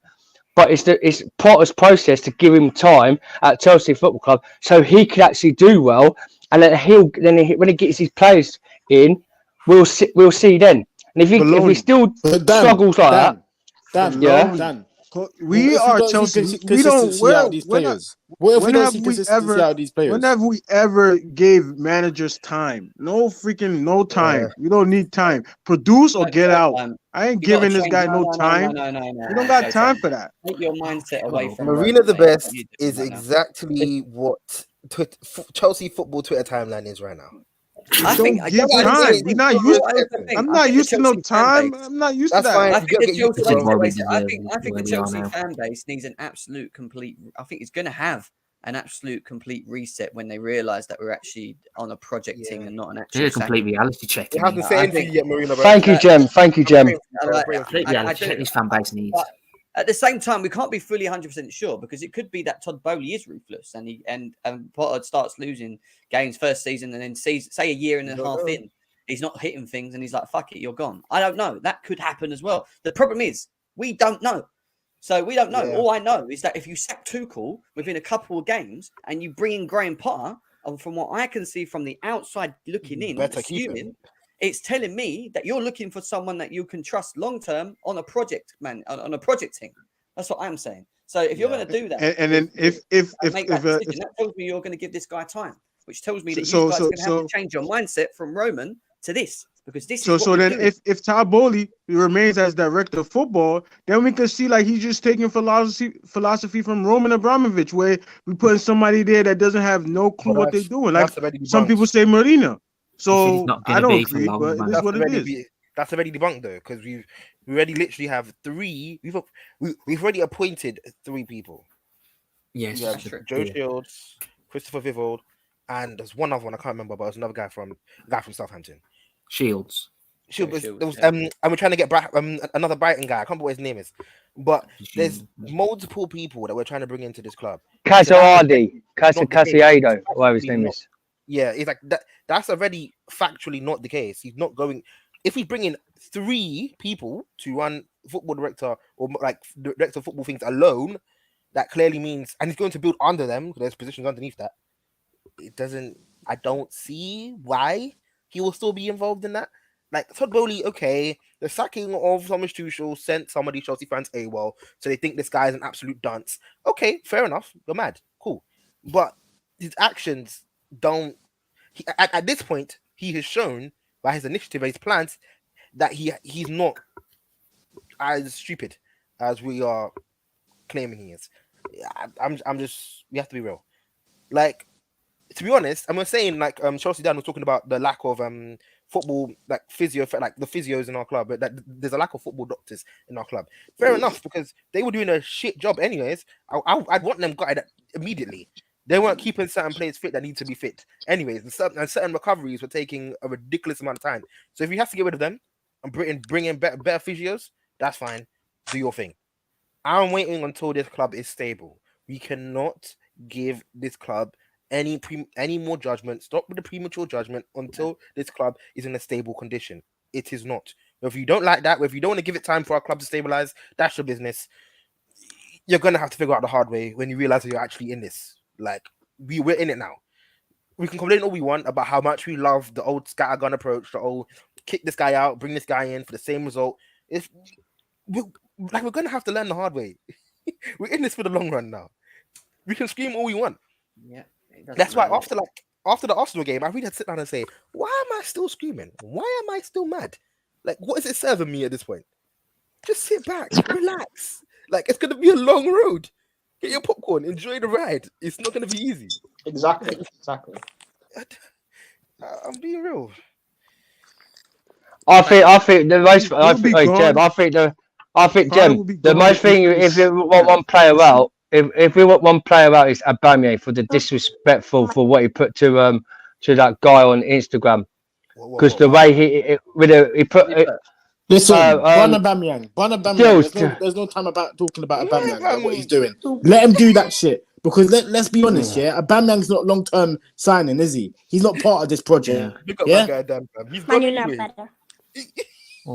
He'll be gone, Chelsea Dan, bro. He will be he will be gone eventually, bro. Like right now. That's a bit disrespectful for what he did on Sunday when he was at Arsenal. I get it. You should apologize for that. I hear it. But right now, that's the least of our issues, my guy. Like we have. I know it's another Lukaku situation, though, isn't it? It's another Lukaku situation. Not really. Well, of course it is. To Lukaku, man. At the same level. It's his friend, to be fair, so he's gonna like post anyway.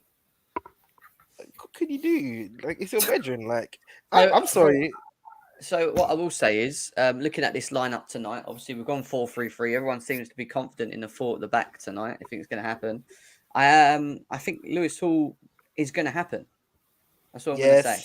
It is. Lewis Hall left back. Then I think Maya Hutchinson will be playing and all. On the right side, I can put a line. We're gonna be Chumek. Yeah, you're gonna start Hall tonight? No way against Man City. What Cacarella time to start, bro? Who else is He's gonna play. He's gonna play, but he's gonna come off the bench for Cucurella. No, he's starting. Cacarella is not time. Cacarella. Telling you. Hey, Jem. If he start that midfield against Man City and they do well, would you start it against Newcastle? Yeah, of course. Kovacic and yeah, why not? Of course, why not? Actually, let me clarify something. Whoever was saying Cucurella starting, is that purely based on the manager's preferences or merit? The manager preference. You're gonna play the senior. I don't think Cucurella. If Cucurella plays tonight and say he gets injured against Man City, we'll be buggered for Newcastle's game on Saturday. I don't like us thinking like that, man. Like we need some sort of meritocracy in this club. It was going. But have you seen Lewis Hall play for the 21s lately? He's been actually class at left back. We saw that last season when he made a couple of cameos. He's a class. Yeah, and did that assist. Remember when he made a mistake? He ran back, got the ball, and after that he done the assist and we scored the goal. So this is what I mean. We should play him tonight. Apparently, Cassidy is going to come into first team training. Not for this game, but he's going to start training with the first team. He deserves to, though, because I'm tired of seeing Ruben and Mount needs to hold bench. So if we bring in some youngers, I don't care. See, the Casoardi, who we've signed from Inter Milan, he's brilliant, but he won't be playing tonight because he played against Tottenham the other night. Oh my God, the ball we passed. And assist what he did. Oh my God, he was kids. Yeah, it's kids in the end of the day. I understand. I'm not gonna blow my load over it, but it's promising. It's. I like it. I like what I'm seeing from that guy. Like he has. He's surprisingly more well-rounded than I thought he was. We also got that American goalkeeper back, and he's on the bench, but he can't play till the January the 23 because he's just come back from America because they've just finished their games, didn't they? And he's a quality goalkeeper. I'd like to see him play, but he won't play.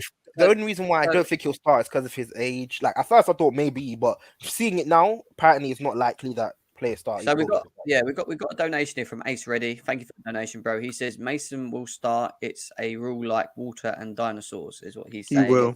I don't get that saying. I don't think he does play personally. I don't think he'll start because we'll save him for the Prem if he's that important, if he's that integral. No.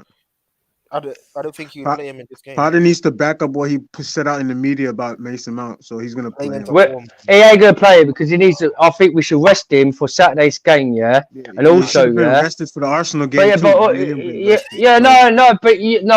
Listen, mate. Right. Listen. What I'm gonna say to you now is, we'll see how these players do tonight. Apart from because Sakwe should have had it. He should have played against Arsenal. I don't even care. He should have started against Arsenal. I don't know why he didn't. Right, he should have played against. He should have played against. Yeah, no, but that's that. No, but he was on the bench.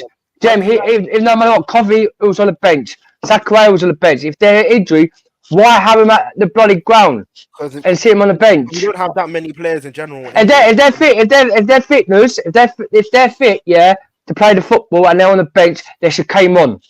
Nah, but they should came on. Chelsea, Dan. We don't have enough players.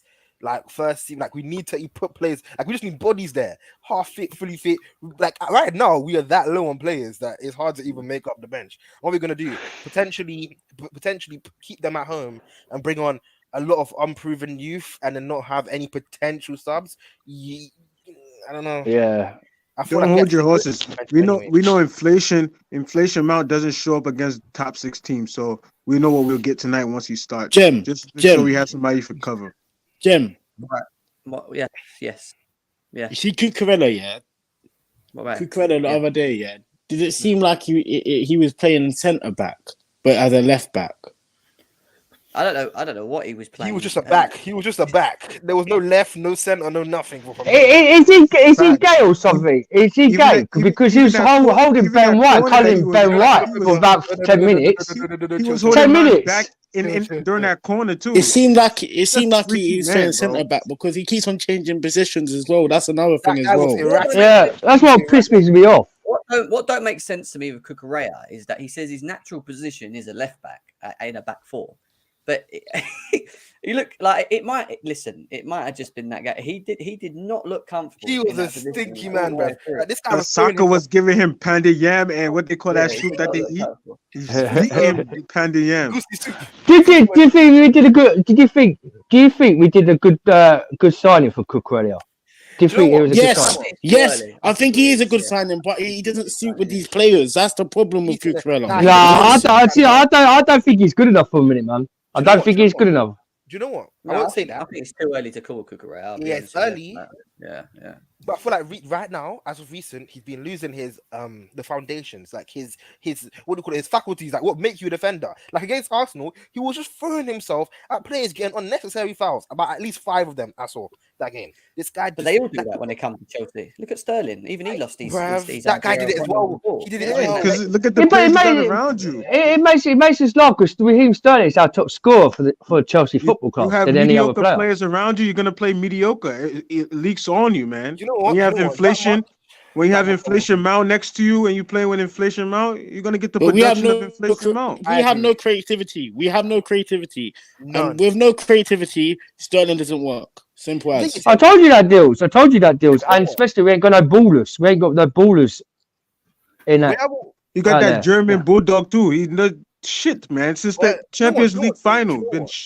Do you know what I say though? In that creative number 10, the only other player that you do play is Pulisic, and I don't feel like he might have done anything of warrant to start over Kai Havertz at the moment, even though because Kai Havertz in recent games has been putting in some remarkable passes. But what I will say, where I will blame Graeme Potter is that lineup didn't make sense to me because when you're looking for creativity, Jorginho is the as much as he was gluing it together, he's the exact antithesis of creativity. Like, but Jorginho's it's been worse. It's been worse at all. It's been worse for Chelsea for like. I don't even think Jorginho's been that bad, man. It's the people you put next to Jorginho that's the problem. Him as a profile. See, if you see Havertz, yeah, play for Germany, he's quality for his country. But I don't. What? No, I watch Havertz for Germany. Yes. Look what he did against England. What did he? Look what he did against England. And the thing is, he does play quality for his country, but he don't do that. He don't do that at Chelsea Football Club for a minute. I don't know why. I watch Havertz for Germany. I speak with German fans. I am very close with a German fan. He stinks for Germany as well. You watch that one goal he scored against England? You watched him for Germany. Yeah, I know what he's saying, DJ. I know what DJ. Big up, DJ. But I'm saying, stop defending him. Yeah, I've spoken with a German fan that he says at the World Cup he would rather start Adeyemi up. But Adeyemi is better, fam. In my opinion, he was a kid. He'd rather start kids up top than Havertz and Werner. Stop this defensive Havertz, please. It's embarrassing. Adeyemi has performed more. Well, I'm not. Yeah, but no one don't like Havertz. And every single person blames Havertz and Mason Mount. It's never Ruben Loftus-Cheek. It's never Jorginho. It's never apart from Thiago Silva. It's never Koulibaly. Look at Koulibaly. What's Koulibaly actually done for our football club this season, bro? What's he actually done? He's had bad mistakes. I done. Koulibaly. You know there's terrible. I've been talking about individual hates on Chelsea at the moment. Yeah, I agree. I know deals, but come on, man. Don't get defensive when someone talks about how bad Havertz is. All these players are bad. Don't get defensive. And your reason, they're all poor. They're all poor for a minute. They're all poor. But we can't just keep blaming Havertz and Mason Mount. I'm sorry. No one's blaming Havertz. But if the conversation is about Havertz, focus on Havertz. Don't talk about other players. Because when we speak about other players, when you were speaking about Jorginho, no one mentioned how bad Havertz was. We focus on Jorginho. We speak about a player, focus on the player. Don't act like a child and speak about, well, Jorginho's bad as well. So what if Jorginho's bad? He can also go. Koulibaly can go if he's going to continue performing bad. Ruben can go. Havertz can go as well. Don't be a child. I know what you're saying. I know what you're saying, Price. But Koulibaly, but Koulibaly hasn't even had one season in the Premier League. Yeah, I understand about Koulibaly. It's a fast pace. No, but I'm saying. What I'm trying to say to you, Primus, yeah. Koulibaly has had a bad. He's been bad as a centre back for a minute because he hasn't had no chance to taste of the Premier League. He hasn't had a chance to taste of the Premier League. He has not had taste of the Premier League yet. I agree. Koulibaly hasn't had a chance. So why mention Koulibaly if he hasn't had a chance to play? Because I'm not saying. What I'm trying to say, Primus, yeah. Everyone's keeping blaming Mason Mount and Kai Havertz, yeah, for their mistakes, yeah. But all of us been fucking shit on the pitch. Where was the fight on Sunday? Where was the fight on Sunday? When did we ever? You know why people point out? Hold on. If the conversation is about a specific player, let's focus on the player instead of saying, "Well, I've been on every Chelsea channel. I've been every single channel on Chelsea Football Club channel, and they're just blaming Mason and Kai Havertz. That's it. They're blaming both. No one's just blaming Mount and Havertz, but we're speaking about Havertz right now.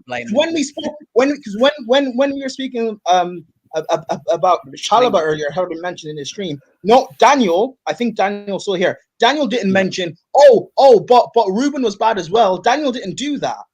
Like you said, someone said earlier in the stream, Aspie was bad. No one mentioned up and said, Cucurella stunk as well. Yeah, no, that's like you're speaking about a specific player. Let's speak about the player and criticize the player. Yeah. Then we move on to someone else. Let me ask you a question, yeah. So when we sort our midfield out, yeah, you don't think these lot will thrive? No. I do, because you know what? Do you know why I say it? Because we saw that exact thing. There's a good point, Niels. Exact thing against Zagreb. When you put somebody with transitional speed like Zachariah with a defensive brain cell about him that can move, maybe he can't pass like Jorginho. Fine. But at least he gives players behind him defense. He gives the midfielders next to him confidence, and therefore the attackers feel like they can move. Sometimes when you have a player in that middle, that anchor, it provides the rest of your teammates with that extra something. I don't feel like Jorginho has a profile provider. You know what the problem Yes, is, he can right? pass. Yes, he can pass. Yeah. But Yeah, but he don't pass that consistently. And one second, right? Have a break, breathe, mate, breathe, relax. It's all right. Yeah. Do you know what's funny about the whole thing of Mount, Havertz, Cucurella, whatever? And if we're talking about specific performances, and we can use the Arsenal performance as an example, I literally look at it as like this. It's like comparing a dog shit with a cat shit. No shit's actually better than one shit. They were just both shit. So when people argue about the facts that Havertz and Mount have been bad, yeah, criticism is fine. I get it, because they didn't play well. But at the same time, I'm all down for talking about players not playing well. But we knew the whole team didn't play well. So then the next question comes from it, and this is where it gets to it. And we do this as a fan base, especially on social media, them lot on it. So they think by moaning about one player solves our problems. But the issue now is not just about Havertz, not just about Mount, not just about Cucurella, not just about Jorginho. It's not just about how bad shit Sterling was against Arsenal. The biggest issue for me is, why are they all so bad together in this system? What is it that we're doing? Why is it that we can't get the best out of any forward that comes into this team for the last 3 years? What is it that's not working? Is there a chemistry issue? Is it a system? Or is it we're slow on the ball? We're slow on the ball. We're slow on the ball. Because they're all so chalk and cheese between each other that we can't actually get any real consistency from any front three? Or are we missing the fact that actually we already know, and I've said so many times, that we actually might need additional players in these positions to merit and maybe suit certain others that are in this team, like a Havertz or a Mount. And I'm talking about people that dribble. I'm talking about people that create from a deep line. I'm talking about having wing backs that are more than Reece James and Ben Chilwell, so that when they're out and injured, we can still play to the same level that we want to play, because we have the option to do that with wing backs that do sort of near enough the same job. These are all things that are a problem. It's more than just Mount and Havertz or Jorginho. Yeah, we can moan about them on their personal performances, and I'm down for that. We can do that all day. I get that. But at the same time, it's about understanding how can it get better from here, and why are they playing so bad? Yes, it can be personal and just be them. And I saw it against Arsenal. There were some of the basics that they weren't even doing, which was really shit, and it was horrible to watch. But at the same time, was it system? Was it Potter taking a bit too long? It was a mixture of so many different things for me that merited that Arsenal loss for me, and that's my point. It's not just always just get rid of that one person. We've got to take that narrow-minded mindset out of going, that's the problem. Sack the manager. Fuck Havertz. Get rid of Mount. Understand where we are as a fucking football club. That's what I keep trying to tell people. That's and all. that 100%, Jem. Jem, yeah, 100%, Jem. But Jem, can I ask you a quick question? Yeah, take the picture out of Havertz, Mason Mount, all these players, and say we had a different team. We'll be back to square one with these players. If say Havertz weren't at Chelsea, say Mason Mount weren't at Chelsea, Sakura, Jorginho, all these players weren't at. Say we had likes of Martinelli, yeah, for Arsenal, Saka, yeah, and say like we had some Man United players in there. Say we had some few of Southampton players in there, right? And say we had some few of Nottingham Forest players in there, yeah, right?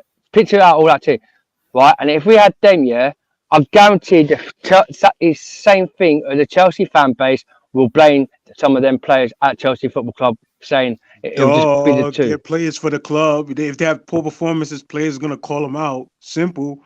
That's just life, bro. People want to point out certain players. And Chelsea, you know what I'm saying? But I think it just starts with the manager. I don't really like that team from North London, but if you watch that thing that they had on Amazon Prime, Arteta is a very direct manager. He tells his players what they don't want to hear, and he doesn't care about their feelings. I think this guy that we have here is a lover boy. He's a Drake. He want to be nice. No, you can't say that. You can't say that, mate. Anyway, I disagree on that.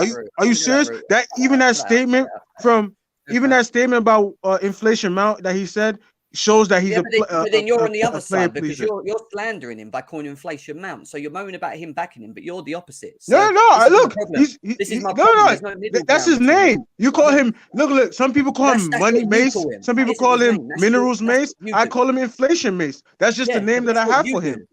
That's what you do. No one else calls him that. That's nobody says he has the minerals. Other people say that he has the minerals. Yeah, but now we're saying who calls him other people inflation say he's shit and that you don't like him, and there's no middle. That's what I'm saying. So that's the middle. I give him his flowers when he needed, but he's still inflation. He's still, inflation. Yeah, but we're all good. I don't know why people have nicknames. I don't know why people have nicknames for Mason Mount. His real name is Mason Mount. His real name is Mason Mount. His real name is Mason Mount. No other nickname. There's some good aspects to inflation, and there's some bad aspects to inflation. For the consumer, it's a bad aspect, but for the producer of goods, it's good. So it's a middle ground when it comes to inflation. Some people make more money. Some people spend more money. So I'm giving you good and bad. That's true. The middle Jim, ground. we haven't been in a project before, yeah, and that's why half of our fan base is being like this. Yeah, I know. Trust me, I know. I know it anyway. I know some people. Look, the truth, and I said it earlier about Lewis and Johnny, and I used them as a great example. On one side, you got someone that loves his player, protects him even when he's shit and whatever, yeah, and disagrees with people. That's his opinion. On the flip side of it, you got someone that doesn't like a player, thinks he's absolutely shit, sell him tomorrow, this, that, and the other. The truth is, they both have some valid points when they actually put forward their reasonings for these players. But if you took both of Lewis's and Johnny's points and you put them together, you'd actually find the middle ground. It's just that they don't listen to each other. They don't listen to each other. Does that make sense? It's like they're both saying true things, but it's just that they're bouncing off each other like two bouncing balls because they're not listening to each other. So that's not true about Lewis. Huh? That's not true about Lewis. He critiques every single player. No, you're not getting my point. Lewis doesn't look. Lewis has a thing with Kai Havertz, right? That's the thing. He doesn't. He's not performing. Because he's not performing. Fine. But for whatever reasons, I agree with parts of what he says. What I don't agree with Lewis is the continuous slander and the word that he uses as he's shit. I don't think Kai Havertz is shit. That's my opinion. Yeah, that's where he crosses the line. He's just been shit. That's the thing. But why can't Lewis say that about Havertz? Why all of a sudden, as a fan base, hold on, why all of a sudden as a fan base are we now saying it's a bad thing for us to call a player shit? We've been doing this for so long. Yeah, but it doesn't mean so many players that have played for hold on. No. So many players, and Jem, especially you've done it before as well. So many players that have played for our football club, we've been saying that they're shit when they play badly. Why all of a sudden, because it's Havertz and Mount, we can't do that? Joe is. It's to the extent in which we do it. Like I feel like certain content creators write them off as a player, but not writing off their current form. So I feel like sometimes maybe big up, bro. Big up, bro, man. Well in. When I've mentioned that in the past for other players, I've been told, no, they're wrong, they're shit. Why are you defending them? Why are you being a stand? They're shit. Especially you, Jem. If I mention certain players, you've done that. I've said, why are you saying that? I'm just saying, is it should Lewis go to the extreme a bit for Havertz? Don't do that on my channel. Come on here, grow some fucking balls and say what you got to say to me now. Yeah, well, Jem. Jem, not even just you. No, because your perception's saying that's not like true. Our fan base have done it so much. The way they've treated like Willian, for example, and just being like he's shit. Like what are we? People have said that about Willian. Why is it now all of a sudden we can't say that when he's performed badly? We're not individual FC though. We're not individual FC. Well, all of a sudden we cannot say that about Havertz and Mount if they're not performing well. Because when Jorginho plays badly, we can say it. When Ziyech plays badly, we can say it. When this guy, that guy plays badly, Sterling plays badly, we can say it. Why can't we not say about Havertz? You're not saying anything wrong. Again, you're saying everything right. What you're saying, there's nothing wrong with what you're saying. My point is, we can criticize players. Yeah, you can dislike a player, right? But that player can potentially have a good game here and there, and it has happened, right? Kai Havertz before talent there in its purest form. There is talent. Yeah, that's what I just say. It's Kai Havertz before the game against. I feel like what you're saying, Black Prime, is completely correct. It's just criticizing saying somebody is shit, like saying the essence of their different. footballing, like them as a footballer, it's just not good enough to play the game. I feel like it's No, when you that's cross not the what no line. one has said. He can just be saying their shit in that current form that they're in. He's not saying overall. What's your name? He's just saying- Top Chelsea or Jay? What you just said there, Jay, what you just said there, the essence of them as a footballer. That's how people have treated the likes of Willian, Barkley, Jorginho, etc. Pedro's done that. Pedro's done that in all times. People criticize Pedro. What Lewis does is that, right, regardless of what you are as ability, cool. What you're doing right now for me, you are performing shit. So I'll criticize that. Fair enough. That's what Lewis is. You can't compare what Lewis. You can't compare Lewis because Lewis is not the. Lewis is not the extreme. You can't compare Lewis. No. Just wait. Let me. I've got to say. Yes, you're right. That's true. Yeah. What you said. However, he still slanders the fuck out of Havertz, right? On his shows constantly, right? He does. He's done it in front of me. I've had discussions with him on the street where he says he's fucking shit. He came at me at the Arsenal game, right? We was at the Arsenal game. We come outside on the streets, right? And obviously we're cool and whatever. But he came up to me, and the first thing that come out of his mouth after watching that game, right, for 90 minutes was Kai Havertz. All we spoke about for 5 minutes was Kai Havertz. That is how many? Wait a sec. All right, I had 2 seasons ago. How many times have you said that to me about Kepa? How many times have you said that to me about Kepa? 2 seasons ago. He's probably doing that as a joke. It's funny. Don't do that. That's probably as a joke because you said that to me about Kepa. You have, and it's fun. No, but the thing is, it's funny. I'm not even calling you out. It's funny. If he's saying that as a joke, he's saying it as a joke. When he's talking about the player and the game, wait a sec. Can 90% of the fan base confirm and agree that in Kepa's first part of the season, he was shit? Can we all agree with that? Is that true? Yes, 100%. You're not. No, Jem. You're not. Again, Facts, Jem. No, but Jem, you're not understanding what I'm saying. My point is, him calling. If that was the first thing he said to you after the game, that might be him saying it as a joke. But when he's discussing the player and how he performed that day or that season or whatever, he's going to say honestly how he feels and be critical if they're performing badly. Just like we should be with every player. If you perform bad, you will get criticized. When you play well, you will get praised. But it makes it sound like the reason that we lost that game was specifically because of that individual. That's the difference. I don't know. You guys just see it. You guys just see it that way because you. Whoop! How you see it that way. But Lewis, Prime, you're going to say that because you don't like Havertz. That's my point. No, but Jem. I don't like that. No, but Jem, you say that. I do not like the vast majority of this squad. It's not a Havertz thing. I do not like it because they don't perform. I don't like the vast majority of the squad. The way I treat Havertz is how I treat Pulisic, is how I treat Ziyech, is how I treat Kante, how I treat Kovacic. Right now, at the end of the day, it doesn't answer. It's how I treat Jorginho, because he's not really performing well. It's how I treat how I treat Kepa and Mendy, the vast majority of the squad, how I treat them. Because I don't like them. They're not performing for me. Listen, you still not, for what I said at the beginning of this to you doing your big speech about slandering, still didn't answer to what I was saying, which is true still. The fact is, Lewis has points on Havertz, which is right. Johnny has points on Havertz, which I agree with. My point is, they don't see each other's points. And all I'm saying is that I can see what they're both saying about both. I'm not saying Havertz is the greatest, but I'm also not saying Havertz is the shittest. But at the same time, their points on why they feel of a certain player isn't good. I understand. But if you took that off Lewis and you took that off Johnny and you put them together, you'd actually find a middle ground in it. You'd find the angle that fans should come out for more. I'm trying to get it's not too toxic, but it's not, oh my gosh, we're going to kiss players' ass. I honestly don't see Lewis as toxic, man. Maybe toxic. Maybe toxic is the wrong word. I just feel like the way that maybe because I like Lewis. Lewis is he is quite impartial majority of the time. Majority of the time, literally 90%, 8% of the time.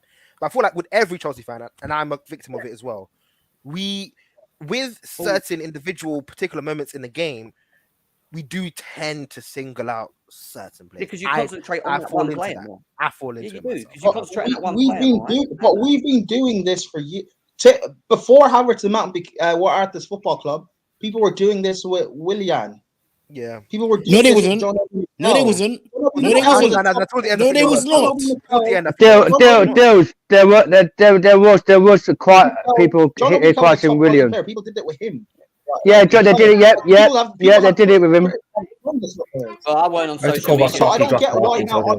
And they criticised Essien. They criticised Essien and all. Why now? All of a sudden, with these two players, now it's a problem. It wasn't a problem back then. What I talked about. It's a problem now. All of a sudden, it's always been a problem. It's not been just a problem then. I feel like right now Chelsea as a fan base is going through like a baptism of fire. There you go. That's the perfect way to put it. Crisism. That's what I've got to say. Crisism. That's what I think our Chelsea fans do. Because we're never happy. We're never happy with the football. We're never happy when we get players at Chelsea Football Club. We seem to never be happy, right, with the players we get in. And sudden they'll slate them. They'll say, "Oh, we want these players out." Yeah, because they're not good. But the thing is, it's not our choice. It's not our choice to get them in. It's the manager. It's the manager's choice, isn't it, to get them in? Guys, you get a lot of people that and I've seen it. A lot of people criticize Lewis for his opinions, and a lot of people criticize Johnny for their opinions. My point is, I get their opinions on these players. I do. I understand it. All I'm saying is, rather than ignore the opinions that are actually quite true, wouldn't it be good to actually understand both sides rather than just be one extreme to the other? That's all. That is all I'm saying. Yeah. So, I don't know. I don't know. For me, and the reason why I say it as well, and I will agree with Prime, I feel like a lot of fans, we should not do it because like it's too side to side. So like right now, you'd look at Jorginho and say, "Oh, wow, because he was the best out of the bad bunch, he's good, and we must give him a new contract because he performed good out of a bunch of horrific players on the pitch against Arsenal." For me, I still feel like as a player, as a profile, he sucks the mobility out of our team to the core. And when you have somebody like Thiago Silva, which actually has, like, he's actually a strong suit in defense. Let's be real. As a DM, as a sitter, Jorginho is not. His strong suit isn't the defense. His strong suit is quick passes, which inevitably is a negative. No matter how good he's playing in comparison to the players around him, it's still an overarching negative. Because when you play a team like Arsenal, which will tear through you down the middle, he will always be left behind. One less person in midfield, one less person on transition. So that's why I say, I'm not saying Jorginho is the sole reason. I'm saying it isn't the best factor when you're looking at the whole performance. He sticks out like a sore thumb. Yeah, the two players that people are using or saying in regards to me in players is Jorginho and Kepa, and both of them players. If you listen to my comments on both of them, and it wasn't complete slander, I said with Jorginho, and this was back after the Sarri when Lampard come in, and then from Lampard to Tuchel, I said one big thing about Jorginho. He weren't performing well in that period. And then Tuchel come in for that half part and he started playing well. All right. My biggest problem with Jorginho, and it sticks to this day, is that he isn't consistent enough in his own performances and he's a very limited player. That's my opinion, right? You can say that about Fletcher Mount. That's valid criticism of a player from what. Why are you bringing out nicknames for? Good. Why are you bringing out nicknames for? Why are you bringing out nicknames for? Guys, and with Kepa, he let himself down. I don't even have to sit here and criticize him. The amount of goals and games that we drew and lost because of Kepa in that first part of the season was on him. So my slander or whatever people think that he's whatever always has criticism tools. It's not slander. It's a criticism of what I'm seeing. That's the difference. Yeah. So like, anyway, I don't want to get into it. I want to move on from it now because we're going back. Alex, go on, bro. Because I was meant to finish off about half hour ago. Go on, Alex. What you saying, man? Hey, big game tonight. Is it? Not big game. Big up, Alex. Big up, Alex. I was gonna. Oh, Gucci Dan, what's up, man? You're right, Gucci. All right, Gucci, Alex. How are you been? I'm doing good. Yeah. I see. Nice to meet Prime's brother. Like, bro, that big up, Alex.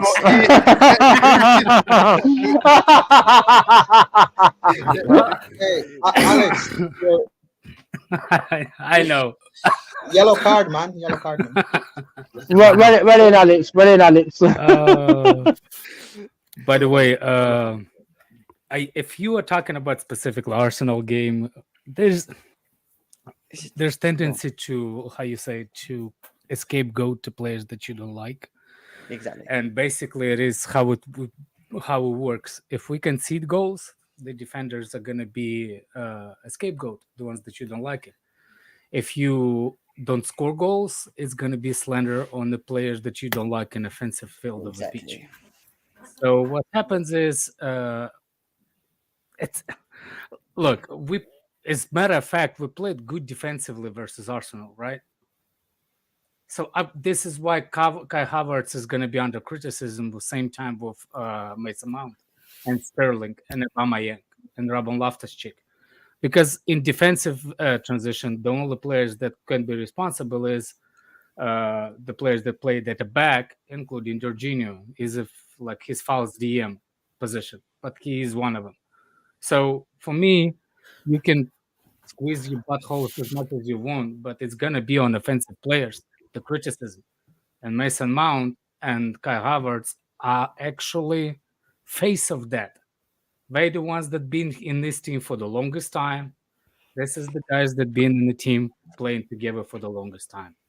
So that's how they get criticism more. And it doesn't help. I don't think a lot of people will criticize him as bad as for the likes of Johnny, because he calls him Cruyff, and people take offense to that thing. So every time Mount does that, something like that, that's what we're not actually going for Mount. We're actually going for people that support Mount and call him Cruyff or generals or like a silky German. You see what I'm saying? Yeah, that generational word is actually pisses me off. But that's why they get the criticism they get, because in the beginning, they labeled those players that way. They labeled them generational. They labeled them Cruyffs. That's how they get extra banter from other players, because they're the loudest. Is anybody heard named Johnny? He's the loudest. He's the one that brings. I'm not saying he does. Mason Mount is a bad player under any circumstances, but when he does something wrong, the people that don't like Johnny, they will go extra mile. People like Lewis, go on. Yeah. People like Lewis will go after Kai Havertz, because when people saying Kai Havertz is a silky German. So when he sees he cannot cut back past Aubameyang, of course he's gonna go extra hard on Kai Havertz. That's the only reason. I don't think. But it's also the other way around, Alex, because when Lewis is sitting there completely criticising Kai Havertz, people are going to look at Lewis and go, "Well, Havertz had a good game today. Where are you?" And then get called out. Yeah. And it goes game. It's literally goes weak. It's like basically like 50-50, isn't it, Alex? It's like 50-50. If it's John's way, it's John's way. If it's Lewis's way, it's Lewis's way. But the thing is, everyone has their opinions, and everyone could have facts. But the thing is, they can't always just slate two players, because it's every single player at Chelsea Football Club are doing the worst things on the pitch for us. We don't state Sterling. We don't state Sterling, even though he's been our top scorer. But he's been shocking for the last couple of games since the England game. But yes, he scored against the Sadba. But it's all the players. But we can't always hear it down though. Yeah, I'm not too sure about that. Maybe. He will, and it's a right call. Lewis will do that. But the way Lewis do it, he will add to it. Give me a couple of weeks of that. You see what I'm saying? I feel like he's right too. Your reason for defending players shouldn't be because you like them, and your reason for criticizing players shouldn't be because you dislike them. The reason should be based upon what you see on the pitch. Beyond Prime Junior, but the problem is people have. Are you Prime's brother, any chance? Because you both look alike. Are you sure? I love Prime. Prime's G. Because you both talk the same, and you both talk like you look alike. You two should make a comedy together. That's what you make think. Not all black people look alike. That's crazy. I didn't want to say that. That's a crazy comment. Like, come on, you said that. I didn't say that. Yeah, but if you think that he doesn't look like you, you're wrong. But I can't believe what I'm saying is, like, look, it is what it is. Be like me. Hate all of them equally. And you will I'm only never be joking, wrong. brother. I'm only joking, brother. I'm only joking. Except no, you hate Jorginho just a bit more than everyone else. You hate Jorginho just a bit more than everyone else, though. I have But guess what, I though? do Guess the what, though? same You thing. hate I Jorginho more than actually anyone. Don't do this. Here we go. Of course Service it is, announcement. because that's my favorite position on the field. And Here we when go. somebody Oh, is okay, a, maybe is, then. is a, and if somebody Yeah. is like people saying like this is false 8, foul, whatever false 6 position he occupies, that's my favorite position, and that's what I think it's most important position on the field. That's what I feel like Alex, as well. what I would say for me, and I agree with you, I've told people many times, I don't enjoy the football we played for a very long time. I don't actually enjoy watching us. I never do, to be honest. I watch us, but I don't enjoy the way we play. I actually don't have a love for many of the players that we do have as well. I'll be honest with you, but it's not the thing of like, for me, you can sit there and go, he's shit. But I always look past that because, yeah, players can maybe just not be good for the football club. Or maybe it's because players just do not fit the systems that we're trying to play. Maybe there's too many chalk and cheese players. We're missing certain profile players that can maybe make these players better. There's a couple of other things across why players are maybe not as good as they should be that could be why they're not playing well with this current crop. And that's my point. It's not only just the specifics of just one. It's more than just one. It's the balance, it's the depth, it's the creativity, it's the there's a lack of a number of things at Chelsea that we know we need anyway. So these performances. Agreed, Jan. Look, I agree to you, bro. I agree to you. I don't like Chelsea football for a minute. I do not like their football. There's players, yeah. There's players we need. There's players we need to look at a better team who can actually play football in this club because it's football for me. It's boring. Gucci Prime. No, I'm just saying. I agree to you, Jeremy, on what you're saying. But this football is shocking. It is shocking for me, and I don't like it. Yeah? I hear what you're saying, and there's a good point there. It's true. So by that, shouldn't we get rid of the majority of these players for the sake of their careers? No. In my opinion, yes. I feel like not at the moment. Not at the moment. Not at the moment. No, you can't. Sterling and Aubameyang's all new players. They just came into the Chelsea football board. Not the new one. Not the new one. I feel like Ruben. Do you understand English? What no means? I believe they should go. I'm being honest. Yeah. I believe, just to believe. Anybody explain me what system we play in, and then I'll tell you what players don't fit that system. If you don't know what system we're playing, how you can get rid of the players? But hear it, Alex. What system we're playing, Junior? Hear it. What system? So I'm on my phone. That's why, bros. It's beyond their it's even beyond their performances. For instance, Cover, Kante, Jorginho do not give me consistent enough physical fitness for me to even warrant caring about what formation can suit them. Because you don't give me enough games as a basis. So I feel like that in itself is why I haven't spoken on Mounts and other people. I'm not going to speak on them yet. Mendy don't give me consistent enough performance for me to say, and even beyond, Potter is factual. Potter likes the ball playing goalkeeper. Against Arsenal, this guy was doing the same thing that he got slated for when he was trying to Cruyff turn players in goal and got dispossessed. He was doing the same thing against Arsenal that you don't learn. And the reports coming out saying that during pre-season, people asked him, do you need to improve on your goal distribution? And he was being rude and saying, no. Like, come on now. And then you perform stuff like this, like you have no self-reflection, no conscience, nothing to actually reflect on your performance and say, maybe I need to do something better than what I'm doing at the moment. I feel like we need to, for me, I feel like a public service announcement, we can criticize players that have been excessively bad.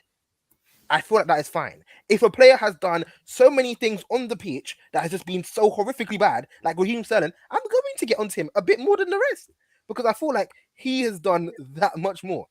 If Kai Havertz displaced 20 passes, but Cucurella got a red card for running across to the other goalkeeper and slide tackling him, I'm going to scream at Cucurella more than Kai Havertz for displacing 20 passes. Jay, you see on Sterling, yeah? He suits in a style of a midfield that's good. Now, we haven't got the midfield that can provide for Sterling. Yeah. Damn, Junior looks like a prime and sounds like Level Crawford from Breaking Bad, man. Your voice like I'm gonna talk on that. But to be honest, do you know what? The reason why people will hate for me, like people, the Jorginho stands, the Mount stands, they'll hate for me to get onto these players. But Graeme Potter starts Jorginho against Arsenal because apparently there's this myth that he does these amazing over the top balls. But he didn't do that game. In fact, all he brought that game, other than the quick passes left and right and behind, which is good, it was a positive out of the many negatives. But the fact is that when you got Odegaard, Partey, flipping, tearing our midfield a new arsehole, every single time they get past Jorginho, that's one less player to help on defense. So we can say that Jorginho was the only positive spark. He was actually still in partner with that. Still one of the biggest setbacks in that game. I feel like we need to stop saying, because I feel like beyond that, when you can only see the positive and you can't see the negative. With Jorginho or with Mount, you can only see the positive and you can't see the negative. So therefore, you're defending the player based on your personal preference. We need to start being impartial as a fan base. Too much biases. Agree. Way too many biases. Bravo power. But I don't know. Brother power. I love Alex. Come on, Alex. Alex, look, I can tell you one thing: is you can tell me the system we play, and I can tell you list which players approximately can be better, or we need to get rid of. Until you tell me what system we play, you can talk as much shit as you want. Yeah, because I can tell you, it ain't gonna work. Cool. All right, cool. But Alex, fine. Maybe it's not. Maybe because we don't understand the system we're trying to play, it's not up to us to say which players need to go. But I mean, in terms, you see, even your Wi-Fi doesn't. The system he wants to play, he does need to get. Even your Wi-Fi need to get rid of a lot of these players anyway. I don't think 300. I don't think 300. It doesn't agree with me saying Chelsea from the embarrassment of the system. Prime here though. One thing I need to say to you though is your Wi-Fi is not in its prime. Your Wi-Fi is see, go to your brother's room and see if there's better Wi-Fi or whatever. I love this guy. Alex, I love this guy. That was funny. Your camera levels are actually the same as well. It's like you're right. That's crazy. Nah, you can't be saying these. Nah, I don't like things. I love Prime. The Prime is easily one of the most impartial. You should love your brother, man. Figures in the fan base, but we need Chelsea them because I'm black. We don't need to make these comparisons, guys. we don't need to. Well, I love it. Go and find who's Lowell Crawford is, and you will understand what I'm talking about when the way the guy speaks. Yo. Anyway, let me go back to this game tonight. All right, I want to know quick score predictions. I love hearing them. I'll go with Alex first because he always has the brightest one. So, Alex, what you saying? 5-0 Jorginho hat trick on the penalty. Prime. Oh. The two Prime. Prime 1. Prime, why you have a pink iPhone cover? That's why Wi-Fi doesn't. Oh, you're talking work. to me. Yeah. We are losing. We're gonna lose 4 or 5-0. Yeah. Okay. Whoa. Okay, that's just Prime all over. He don't actually support Chelsea. I'll tell you now. You tried to do that the other day. You tried to do that the other day against Arsenal. There was one time he celebrated when Chelsea conceded a goal. We're losing 4. We're losing 4 or 5 now, man. Yeah, Chalaba conceded a goal, and watch it. I never back Chelsea. Cool. Nah, because you don't back Chelsea. Every time I ask you, you always go against Chelsea. Even though every time you ask me, yeah, cool. Always go when we're bad and we're playing bad, I'm gonna say that we're gonna lose. Jeremy, he don't like the team. He doesn't like the team for me. So give him a doubt. Give him a doubt. Give him a doubt. Give him a doubt. In the top 4 though. And if he's good for he did say we're finished top 4. But I've got to go, I've got to go club at the hospital. The predictions against Man City, we're going to lose to Man City 2-0. That's my prediction. I want us to get out of this cup. I want to focus on the Champions League and the FA Cup after Christmas. This cup's nothing to us. Focus more on Newcastle on Saturday. That's where I want to focus. Oh yeah, focus on Newcastle on Saturday. It's in February, man. It's not after Christmas. I think we're a cup team anyway. Oh, is it? Yeah, that's what it's after. Yeah, but I'm saying if after Christmas time in February. Well, that's what I'm trying to say to Alex. That's what I'm trying to say to you. After Christmas in February, that's when the FA Cup starts. It's still over Christmas, isn't it? Christmas to February is like a month. But this can't be a cup. I don't really want us to focus on this cup. Yeah, let's focus on Newcastle on Saturday. Let's focus on Newcastle, then that's it. All right. But Cool. catch you later, ladies. Thanks for letting me join, bro. Bye. No worries, mate. Okay, Deals. What are you saying? I'm saying 1-0 Chelsea. All right, Fez. Marina lover. She's gone. What are you saying? Are you still there, Marina? No? You gone like Marina? You left Chelsea like Marina? Oh, no, he's there. No. Marina lives on, man. Marina Roman lives on, man. We know that's facts.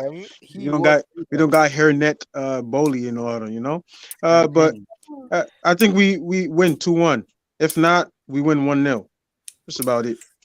2-1, 1-0. He's quite confident. Winter Surfer's very confident in Chelsea. 3-0 City. Daniel, what are you saying? Only if Harry Potter raised his wand, we got this one. So listen up, Harry Potter. Man City win 2-1 in extra time. 2-1 to Man City in extra time. Jay, what are you saying? They win on penalty, sorry. Only if we run the formation that you put on the screen, we can win maybe 2-1. Okay, you're confident.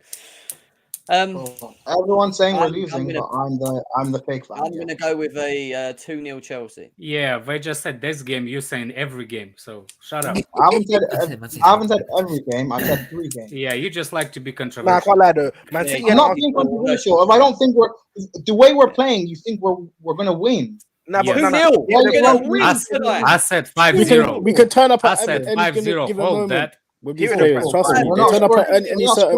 not scoring 5 goals against Man City. Doesn't matter. Back your team. Back the Blues. Back what? Back what? Back what? No, Jem. Back what? 2-0. 5-0. Jem, you actually support this team. You actually support this team. You'll be honest. I'm not blindly supporting. That's why I agree with Prime. You know, like, I don't blindly support stupidity. No. Prime's way of supporting is by being realistic, innit? And I feel like, honest, I don't know. I just feel like the reason why I said 2-1 isn't because I'm trying to just be positive or toe the line. I'm just trying to say maybe this is very situational, very contextual.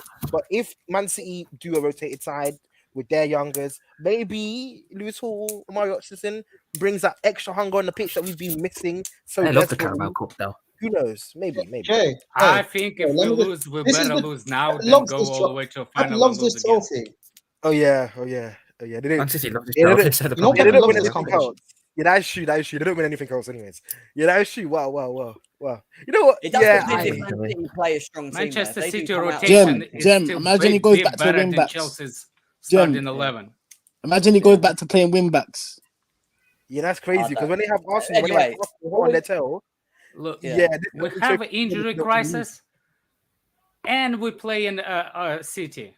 We're playing it back. As much as I want to jump on the Prime's forehead, ain't gonna happen, man. Hold on, have you seen your forehead, Maguire? Yeah, it's not. I can see mine. Look. It's like an anyway. Your forehead is not that small. Don't do that. Yeah. Reaction to this game. Hopefully Chelsea win it. You want to make a bet whose forehead is bigger? Try and be positive. Yeah, yours are Maguire's. Let's measure. Yours are Maguire's. Yours are Maguire's. No fraud. Let's put the roller on the forehead. Yours are Maguire's. And take a picture. Yours, guys. Poll in the comments. Alex's are Maguire's. The rest of your day. Crazy times as usual. And we'll be back again soon. See you later.